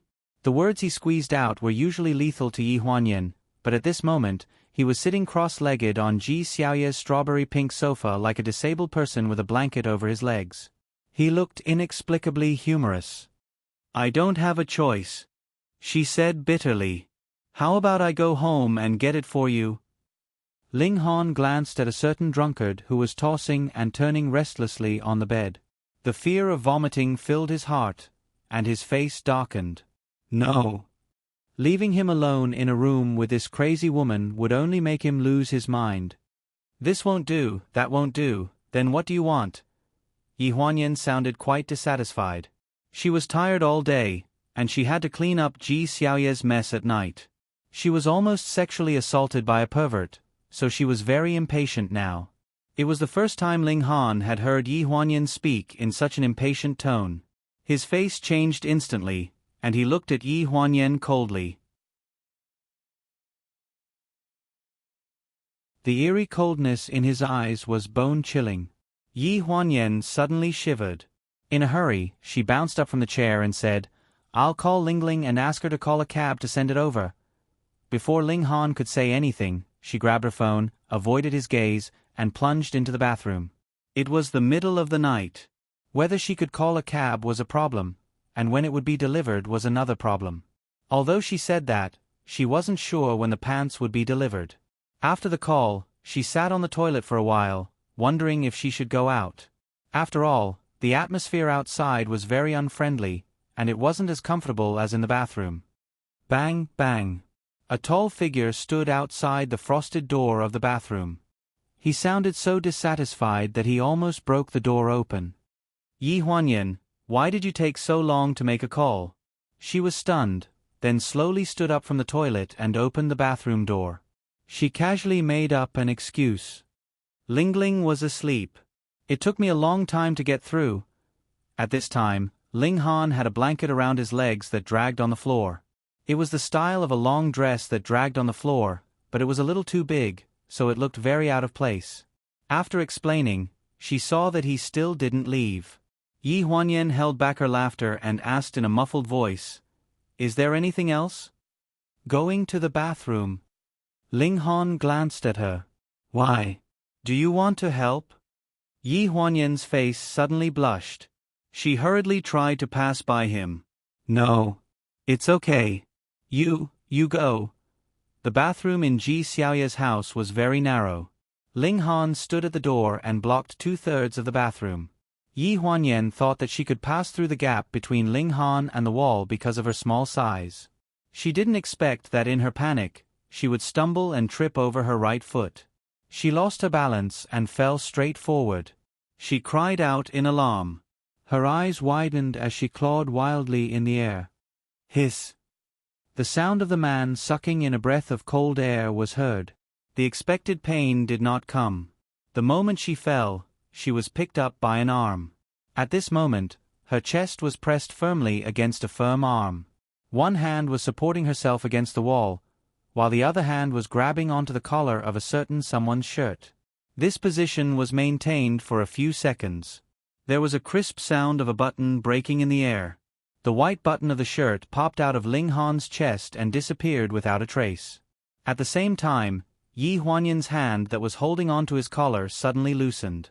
Her whole body pressed against that curved arm again. The squeezing pain from her chest and the sound of the button breaking made her suddenly come back to her senses.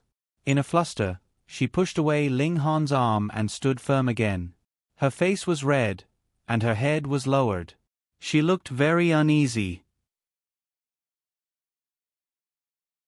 In the past, in Ling Han's eyes, these coincidences or accidents were always her scheming, throwing herself into his arms. She had heard a lot of dirty words, so when faced with this kind of situation, she was naturally mentally prepared. Ling Han retracted his arm and casually swung it twice. He said indifferently, "You can't even walk properly. It's a miracle that you're able to live to this age." The sliding door of the bathroom was closed with a rip sound. She stood at the door with a stunned expression. Only the pain in her chest reminded her that this wasn't a dream. In the bathroom, Ling Han clenched his fingers. After closing the door, he stood in front of the mirror and breathed heavily. There was still a lingering warmth from the soft touch on his arm, which made a certain part of his body a little restless. He slightly frowned, lowered his head, and washed his face with cold water to reduce the discomfort. He looked up at the mirror. There were 2 scratches on the left side of his neck. He gently touched them with his fingers, and his frown deepened. Ling Han stayed in the bathroom for a long time, so long that Yi Huanyan sat on the sofa and nodded repeatedly while hugging Ji Xiaoye's little toy chick. She couldn't avoid the sound of the bathroom door opening. She nodded fiercely and almost fell off the sofa. She raised her head and looked at the man who had just come out of the bathroom in shock. Her eyes were blurry. You took a shower?" She looked at the man with wet bangs walking out in disbelief. Ling Han frowned and looked at her impatiently. "Can't I?" Okay. Yi Huanyan's mouth stiffened, and the surprise on her face gradually disappeared.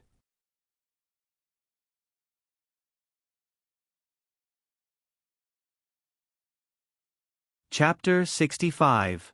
Ling Han sat under the air conditioner with his wet hair, looking like he was waiting for it to dry naturally. Yi Huanyan suddenly couldn't bear it. "There should be a clean towel that hasn't been used yet. I'll go find it for you. You'll catch a cold easily."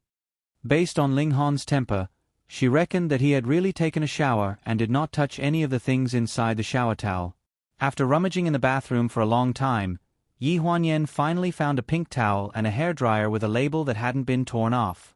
Walking out of the bathroom with these 2 tools, Yi Huanyan suddenly felt a little warm. It's better to dry your hair. Come over here, the socket is here." She stood beside Ji Xiaoye's makeup cabinet and plugged in the hairdryer. She tested the temperature with her palms and called out to Ling Han with an unnatural expression. She had never had the chance to be so intimate with Ling Han before, and she wasn't sure if Ling Han would agree. For a moment, she was looking forward to it but also a little nervous. After a few seconds of silence in front of the sofa, he finally moved a chair over. His black hair passed through her fingers, leaving a string of wet touch. From her angle, she could see Ling Han's hair, the bridge of his nose, and the soaked shirt on his body. After a button fell off, his wheat-colored chest was stained with fine water droplets that rose and fell slowly with his breathing. She blushed and hurriedly avoided his gaze. When the hairdryer reached the left side, she suddenly noticed the 2 scratches on her neck. The scratches were still very fresh, and a trace of blood was oozing out. She suddenly froze and abruptly recalled the touch of her fingers on her skin at the bathroom door just now, and the sound of him inhaling cold air. "Are you planning to burn me to death?" Ling Han's voice suddenly rang out. She was so frightened that her hand trembled and she almost dropped the hairdryer in her hand. While she was in a daze, the hairdryer port had been pointed at the same spot for a long time. She touched her hair and felt that it was hot. Sorry. She hurriedly apologized. "I didn't do it on purpose." Ling Han's expression didn't change. He looked indifferent and said in a cold voice, "Deliberately trying to kill me with a hairdryer? Your IQ isn't that low." She pursed her lips and was momentarily at a loss for words. She could only stare blankly at the scratch marks on his neck. She felt a little apologetic. "You should be done." He raised his hand and touched his hair. He probably felt that it was about time, so he got up and unbuttoned his shirt. Yi Huanyan's expression changed. She subconsciously glanced at Ji Xiaoye, who was sleeping soundly on the bed. Her expression was flustered. What are you doing?" Ling Han frowned. He took off his wet shirt and put it on the back of the chair. "What are you thinking about? Blow dry it."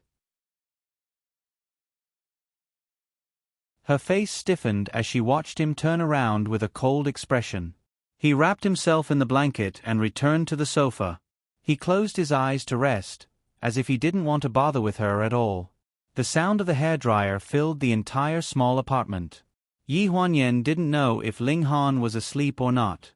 She secretly looked at him, but she didn't see him open his eyes.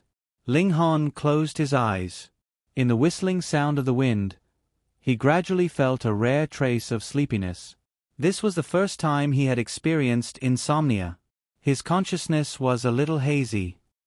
He tried to grab hold of a trace of clarity in his chaotic consciousness, but it drifted further and further away with the whistling sound of the wind in his ears. In the distance, there was a pure girl in an oversized school uniform. She had neat bangs and a ponytail. Her smile was brimming with the breath of spring. He couldn't forget about her for a long time. Suddenly, he felt a cold sensation on his neck. He opened his eyes reflexively and grabbed the wrist by his side. He used so much strength that Yi Huanyan cried out in pain. Cold sweat seeped out of her forehead. Hearing this sound, Ling Han suddenly let go of his hand. Touching his neck, he turned around and asked coldly, "What are you doing?" The ointment in Jean Yan's hand fell to the ground. There was still a trace of shiny, transparent ointment on her index finger. She took a deep breath to ease the shock she had just received. She said aggrievedly, "Your neck. I wanted to apply some ointment for you, but you were asleep, so I didn't wake you." The woman in front of him had red eyes and looked very aggrieved. Ling Han lowered his hand from his neck and felt a hand full of ointment. It was sticky and disgusting. He took 2 pieces of tissue paper in disgust and wiped his hand clean. He exhaled impatiently. "Couldn't you have woken me up?" Yi Huanyan's expression froze. She lowered her head and looked at the ointment on the carpet. Her breathing was heavy. Seeing that he was sleeping soundly, she didn't have the heart to wake him up. She thought that if she was careful, she wouldn't wake him up. She didn't expect that not only did she wake him up, but she also hurt her wrist. "I'm sorry." When this aggrieved voice fell into Ling Han's ears, he felt a little helpless. He lowered his head and picked up the ointment and handed it to her. "You're already awake. What's the use of saying this? You should finish what you started." Yi Huanyan was slightly stunned. She hesitated and took the ointment from his hand. She was a little incredulous. She didn't know why Ling Han had changed during this period of time. It seemed to have started after the day she drowned. She guessed that it might have been because something had happened to her, and he realized how important she was. However, after that day, he asked her to move back to the old mansion. His flippant attitude made her feel very uneasy. She couldn't understand why. His sudden appearance tonight made her very surprised.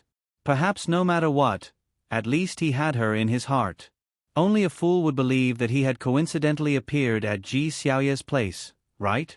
She rubbed the cold ointment from her index finger and spread it evenly on her neck. It seeped into her skin, and the burning pain was relieved. Ling Han was a little surprised by the effect of the ointment, but he didn't show any expression on his face.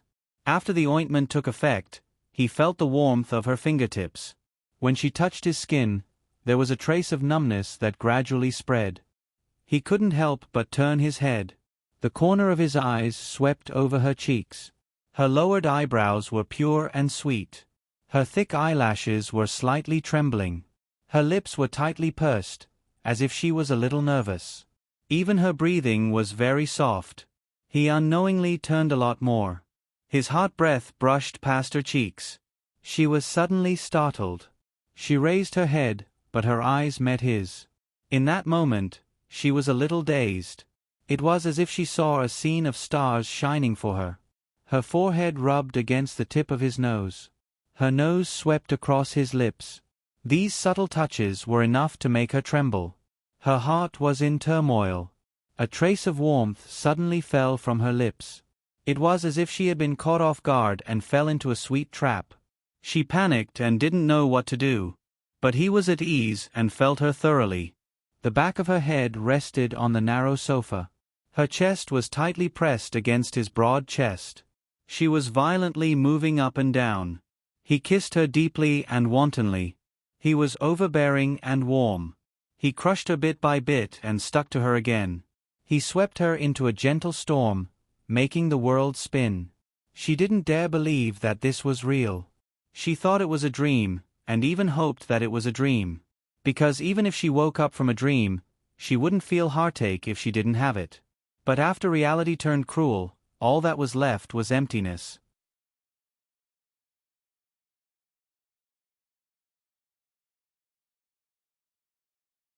Chapter 66. A pair of hands reached under her skirt, and she couldn't help but let out a murmur. Ding dong. Ding dong. The doorbell rang, and in the romantic atmosphere, it was like a heavy bomb, shattering the warmth in the room. Yi Huanyan clearly felt the hand between her legs stiffen, and then the temperature of the body around her suddenly dropped a few degrees. That face instantly returned to its usual cold expression.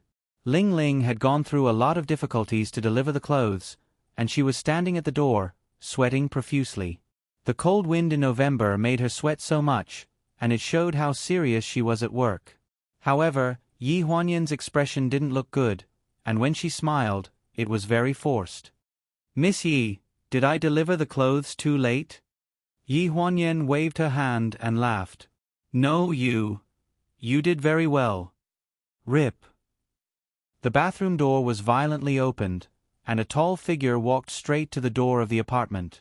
He didn't even look at the two of them, and his back was extremely cold. Yi Huanyan hurriedly packed up her bag, and pulled Ling Ling to follow him. The moment the door closed, a certain someone on the bed rolled over with her eyes narrowed. She let out a long breath, jumped up from the bed, and sprinted to the bathroom. F*CK, I almost suffocated to death. By the time she got home, it was already early in the morning. Yi Huanyan fell into her bed, and she didn't even have the energy to take a shower. As soon as she lay down, her mind was filled with the scene at Ji Xiaoye's house. That was the first time in her life that she felt such warmth from Ling Han. It was like a dream, and she couldn't get it out of her mind. When she thought of this, she couldn't sleep.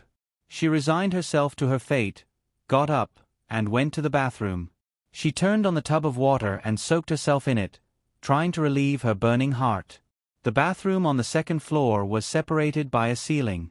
In the same position, the shower head was splashing water. Unlike the hot and humid atmosphere on the first floor, the bathroom on the second floor was cool and refreshing. The icy cold water splashed against the back, splashing fine water droplets. Ling Han suddenly grabbed a handful of his hair, his fingers passing through his hair, and then wiped the water droplets off his face. He took a deep breath, and with great difficulty, he managed to wash down the restlessness in his body. He regretted what he had done half an hour ago in that small apartment. He frowned and stared at the mirror for a long time. He couldn't get rid of that shy pink face in his mind. Even the cold water on his body couldn't get rid of the stuffy heat in his heart. Could he really let her go? At least right now, his body told him that it was impossible. The next day, Yi Huanyan woke up with a face full of lack of sleep. She washed her face, brushed her teeth, changed her clothes, and put on some light makeup. When she came out to eat, Ling Han had also just woken up. She was originally sleepy, but when she saw Ling Han coming downstairs, she suddenly shivered and woke up in an instant. Good morning, young master. Good morning, Miss Yi. Ling Ling, as usual, happily greeted the two. What a coincidence, young master and miss both woke up at the right time. It was a very normal sentence, but when it fell into Yi Huanyan's ears, it was inexplicably ambiguous. Her face slightly reddened, and she lowered her head and braced herself to respond. I woke up normally. My alarm clock is at this time, and I usually wake up at this time as well. There's nothing special. Lingling was slightly stunned, and looked suspiciously at Yi Huanyan. It was just a casual sentence. Did it need to be so deliberate? Morning. Ling Han coughed dryly to cover up his morning, and sat at the table expressionlessly drinking his coffee. Yi Huanyan was startled, and thought that she was seeing things. When she looked up, she met Lingling's equally startled gaze. Did she just hear Ling Han say morning to them? Lingling nodded meaningfully, and Yi Huanyan hesitated for a while before she finally reacted. She slightly trembled as she replied, morning. Her reply was so hurried that her voice cracked, and she couldn't hide her fear. Ling Han's brows slightly furrowed, but he didn't say anything, and instantly returned to normal. After eating, she naturally took Ling Han's car to work. The long-lost feeling of her heart beating wildly seemed to be slowly recovering in her body. She took the initiative to turn on the music in the car, and the gentle and soothing piano music was like a candy cake smeared with honey, making Yi Huanyan feel inexplicably sweet. If everything could start over like this, it would be a huge turning point in her life. As soon as Ji Xiaoye entered the office, she felt a strong atmosphere of public display of affection. Secretary Yi, who had always advocated a strict and old-fashioned style of work, was actually playing music in the secretary's office. Ji Xiaoye held back her astonished gaze, put down her bag, and leaned against the desk with her coffee cup. She asked a woman who was humming a love song, "Did you go out and pick up money today?" Yi Huanyan blinked. Something happier than picking up money. I feel like I'm in a good state recently, and I feel like I can fly. Ji Xiaoye's heart twitched when she thought of the scene that happened on her sofa last night. Yes, the two of you almost flew on my sofa last night. She rolled her eyes and pretended to be indifferent. I'm going to make coffee. You better turn off the music before I come back, or I'll complain that you're disturbing a single dog's work. Yi Huanyan giggled. I'll only play this one song, and I'll turn it off after that. You can make the coffee a little longer. This song is a little longer. Ji Xiaoye widened her eyes and looked in disbelief at the woman who felt like she was soaking in a honey jar. Did she really not learn from her lesson? It was rare to see her so happy, so Ji Xiaoye didn't have the heart to discourage her. She silently took the cup to the pantry, and slowly thought about what happened last night. She woke up in the middle of the night, and felt a lot better after vomiting. Yi Huanyan took her to take a bath, and when she climbed into bed, she was almost awake, but she was a little confused about what happened before she vomited. When she was making coffee, she glanced at the entrance of the pantry from the corner of her eye and suddenly caught a glimpse of a familiar figure. Hey, Manager Wu! Her eyes lit up. After what happened last night, Manager Wu couldn't wait to run away when he heard the names of Ji Xiaoye and Yi Huanyan. This shout was like a death knell, and it scared him out of his wits. His legs trembled like a sieve. Secretary Ji, why are you looking for me? I am in the middle of delivering something to President Ling. Hey, stop right there. If you want to deliver something to President Ling, shouldn't you deliver it to the secretary's office? Secretary Yi is busy right now, so you can leave it here first. I'll make coffee and bring it to you. Ji Xiaoye frowned and chased after him at the entrance of the pantry. She patted him on the shoulder, and Manager Wu suddenly went limp and fell to the ground. Manager Wu. Ji Xiaoye quickly reached out to help him up, and her face was full of disbelief. She didn't have much strength, so she patted him lightly. Manager Wu. Are you okay? When Manager Wu saw that she was going to help him up, he panicked even more. Before he could stand properly, he anxiously rolled and crawled a long distance away. I suddenly remembered that I still have some changes to make to my proposal.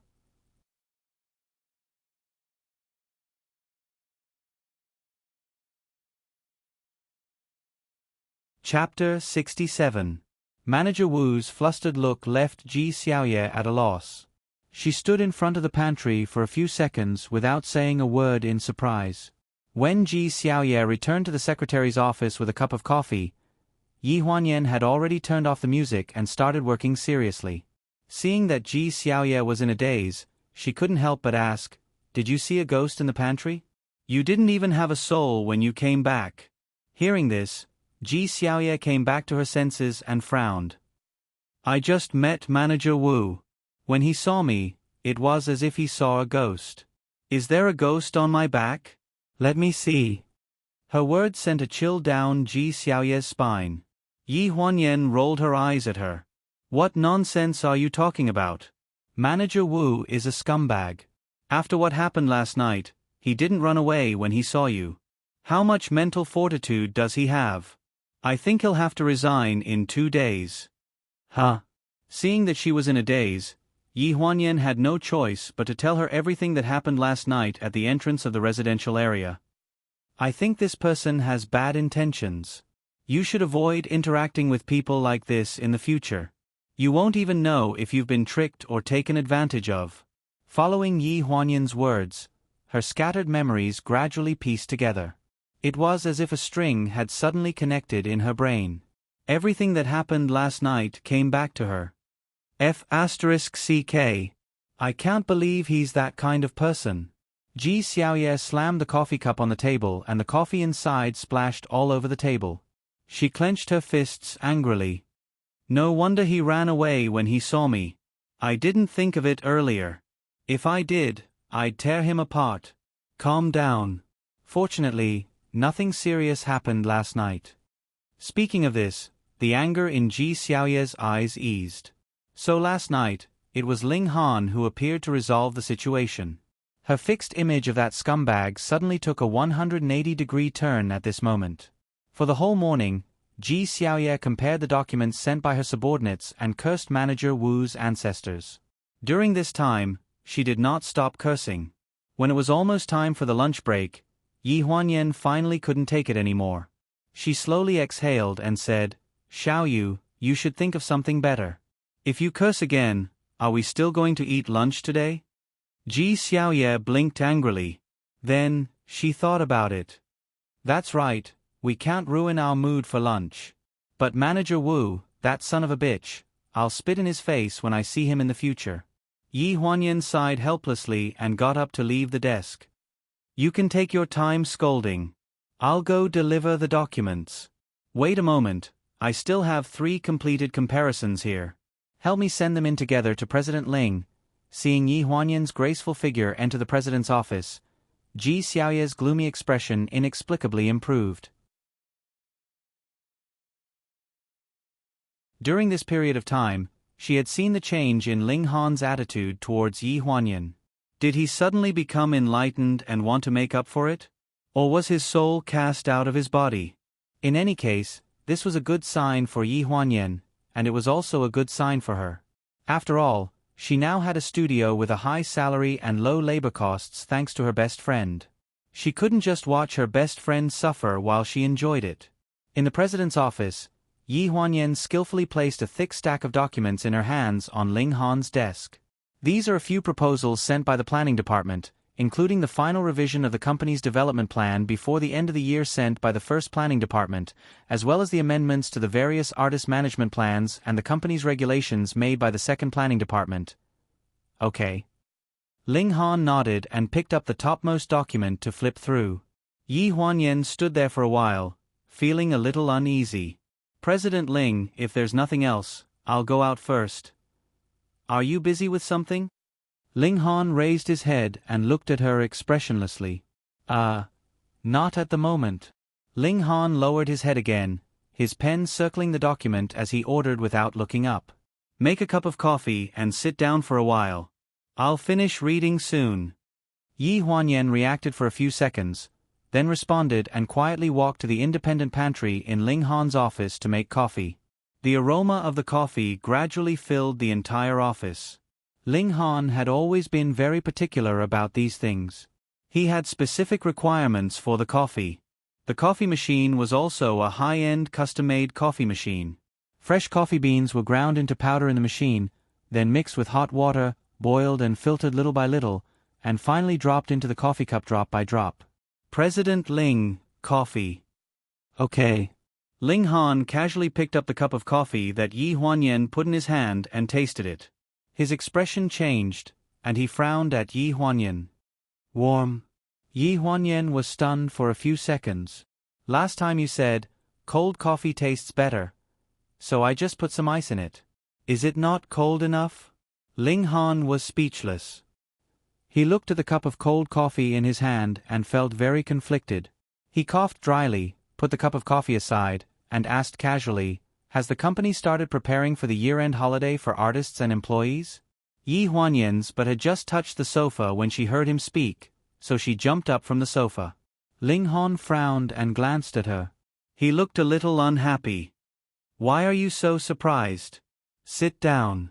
Yi Huanyan could only sit down silently. She organized her words and replied seriously, "The planning department hasn't informed us yet. The company has a lot of activities this year, and the artists have a lot of work to do. More than 10% of the artists have their work scheduled until the end of next year. I'm afraid it will be a little difficult to have a year-end holiday like before. After all, some of the contracts have already been signed, so it's not good to change it at the last minute." When Pleasure Group was first established, it had the benefit of taking all the company's employees on a holiday before December. However, after Ling Han took over the company's artists developed and became more popular. Most of the A-listers did not have the time to participate in activities. The most obvious was the trip to Tahiti in December of the previous year. Except for a few A-listers who just happened to have time, the rest of the A-listers in the company were all invisible and newcomers. Ling Han frowned. He was a little unhappy when he thought of the situation a year ago. This was a tradition of pleasure. When it was first established, it was to let the artists and the company's employees get to know each other. This way, they could work together in front of the stage and behind the scenes. Although it had developed into a face-saving project, it was still Pleasure's corporate culture. It was also a good opportunity to attract attention. It will be held as usual this year. Check the itinerary. As of today, the artists whose schedules are full in December cannot be considered, but the rest can't be missed. I'll leave this matter to you. Me? Yi Huanyan pointed at her nose in disbelief. I am not suitable, right? She was a secretary. Her main responsibility was to help Ling Han organize the documents, share the work pressure, and improve work efficiency. However, she had never been in charge of planning an activity by herself. Ling Han glanced at her. Your ears are fine. I'll leave this matter to you.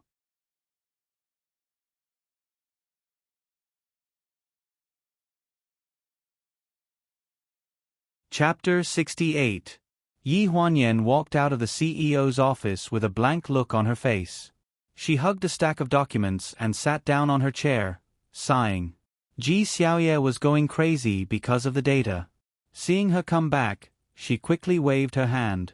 Come and help me see how the data is converted in the datasheet. I'm going crazy. Yi Huanyan did not move. I'm annoyed. You can buy do-it-yourself. Hearing this, Ji Xiaoye was slightly stunned. She turned her head in shock. You're annoyed? You're so open-minded that you can even tolerate that violent maniac. What else can you be annoyed about? Ji Xiaoye was the only one who could still make fun of her at a time like this. Yi Huanyan raised her head and glanced at her unhappily. President Ling gave me the company's collective outing plan in December this year. Handed over to you? Ji Xiaoye exclaimed. Her voice suddenly rose an octave. Isn't this the planning department's job? Yes, he handed the planning department's job to me. It seems that he was not satisfied with the planning department's activities last year. A few well-known artists in the company did not participate, and the small artists did not participate much either. Only the company's employees had a good time. Yi Huanyan sighed helplessly. But if the planning department can't do it, what can a small secretary like me do? That's not necessarily true. Ji Xiaoye rolled her eyes. You know, the planning department seeks personal benefits from the year-end group activities every year. The activities at the places we go are actually voted for by the planning department's internal members. Because we can bring family members, the wives of the heads of the planning department voted for it. Only the company's employees have not seen much of the world and have a good time. How can the artists find it interesting? If they have the time to play monkey with us, they might as well do their jobs and earn money. Yi Huanyan was slightly stunned. Is that so? Oh my God, I thought you knew about it. Ji Xiaoye frowned as if she thought of something. She slapped her thigh. By the way, you've never been on a group trip before, so of course you don't know the situation. It had been 4 years since Yi Huanyan had entered the company after graduation. 2 years ago, when Ling Dongming and Jiang Meilan were still alive, the people in the company did not know about her identity as the eldest daughter of the company. She was also happy to keep it a secret. It was very rare for the whole family to appear at the same time. During those 2 years, she did not go on the company's group trip. She carried her bag alone and went on a trip with 3 to 5 good friends. At the end of the year before last, Ling Dongming and Jiang Meilan passed away unexpectedly. That year, the group trip was cancelled, and the company made internal adjustments. After that, she rested at home for more than half a year. She only returned to work in the company at the beginning of spring this year. Yi Huanyan looked helpless. I think this mission is very difficult to complete. I really don't know what he's thinking. What if he screws it up? Seeing that she was in a dilemma, Ji Xiaoye didn't feel anything. Instead, she patted her shoulder encouragingly. I think that President Ling is giving you a good opportunity to make a contribution. This will also help you establish your image in the company. A perfect secretary has to be able to be both civil and military. She's an all-rounder who can take over the work of any department at any time. I believe that you can do it. Ji Xiaoye's words were not without basis. Ever since Yi Huanyan graduated and started working at Pleasure, she had come into contact with all kinds of documents from all the departments in the company. From the Human Resources Department to the Management and Planning Department to the Finance Department and even the Advertising Department, she had dabbled in them all. Sometimes, she could point out problems in their documents that were more professional than the people in their own department. She had never been a pampered young mistress. Jiang Meilan had never planned to nurture her to the point where she only knew how to stretch out her hand for clothes and open her mouth for food. It was such a difficult position. She learned as she worked and survived. Ji Xiaoye's encouragement gave her hope. She suddenly felt that perhaps it was just as she said. This was a chance that Ling Han was giving her to perform. During the lunch break, it's about time. Let's go eat. Yi Huanyan closed her laptop, took the meal card of the company's internal canteen, packed her things and prepared to leave. The phone on the table suddenly rang. It was an internal call. Ji Xiaoye had a long face and looked like she was unwilling to answer the phone. Looking for me? Okay. I'm coming. After hanging up the phone, Ji Xiaoye stuffed her meal card into Yi Huanyan's hand. Help me get a serving of red braised pork. Someone is looking for me downstairs. I'll go and take a look. I'll probably meet you in the canteen in 10 minutes. Hey, why don't I get you a meal first? What if you have something to do and don't come back? No, what if I'm just delayed for a while and the red braised pork in the canteen will be gone? Ji Xiaoye hung her bag around Yi Huanyan's neck. Wait for me. 10 minutes. After saying this, he ran toward the elevator in a 100-meter dash. Yi Huanyan smiled helplessly and walked to the canteen. Just as she walked to the entrance of the canteen, an urgent ringtone sounded in her pocket. Ji Xiaoye was incoherent on the other end of the phone. You, don't go to the canteen. Come to the entrance of the company and send my bag over. Yi Huanyan looked at the canteen window close by and helplessly touched her dry stomach. She couldn't help but complain. I told you to bring it yourself. If the red braised pork is gone, you have to compensate me. The person on the other end of the phone seemed to have heard a big joke and laughed deafeningly. Come, ha ha. The red braised pork will fill your stomach. Don't hang up the phone. I'm afraid you won't be able to find me. At the entrance of the pleasure group, Yi Huanyan carried 2 bags in her hands and looked at the square at the entrance of the group for a long time, but she didn't see a single person. At this moment, Ji Xiaoye's voice sounded in her earpiece. Go straight in this direction until you reach the side of the road. Then turn right and go straight. What are you doing? Yi Huanyan was confused, but she had to follow her instructions. Ji Xiaoye's overly excited voice sounded in her earpiece. She couldn't stand it and finally walked around the pleasure group in a big circle and entered a remote alley. You'll be there after you pass through the alley. After exiting the alley, there were few people on the road. This was the back door of the pleasure group, the blind spot of the business center. Most of them were residents who used to live in the old town, like old ladies and old men. A sapphire sports car parked on the side of the road was out of place in this undeveloped old street. In Yi Huanyan's eyes, it was exceptionally familiar. Out of the alley, do you see a sports car on the side of the road? Just walk over and get in the car. Yi Huanyan walked along the road suspiciously. I see you. Yi Huanyan's earpiece exploded. Her whole body trembled and she almost dropped her phone. The back door of the sports car suddenly opened. Ji Xiaoye pulled her in without giving her any time to react. What are you doing? You're so mysterious. Yi Huanyan complained. Before she could finish, she glanced at the man sitting in the driver's seat from the corner of her eye. From the rearview mirror, she could only see that he was wearing sunglasses and a mask, covering his face tightly. You're tuning in to the Narrate and Escape YouTube channel. Don't forget to subscribe and join us on this journey to catch the most captivating stories.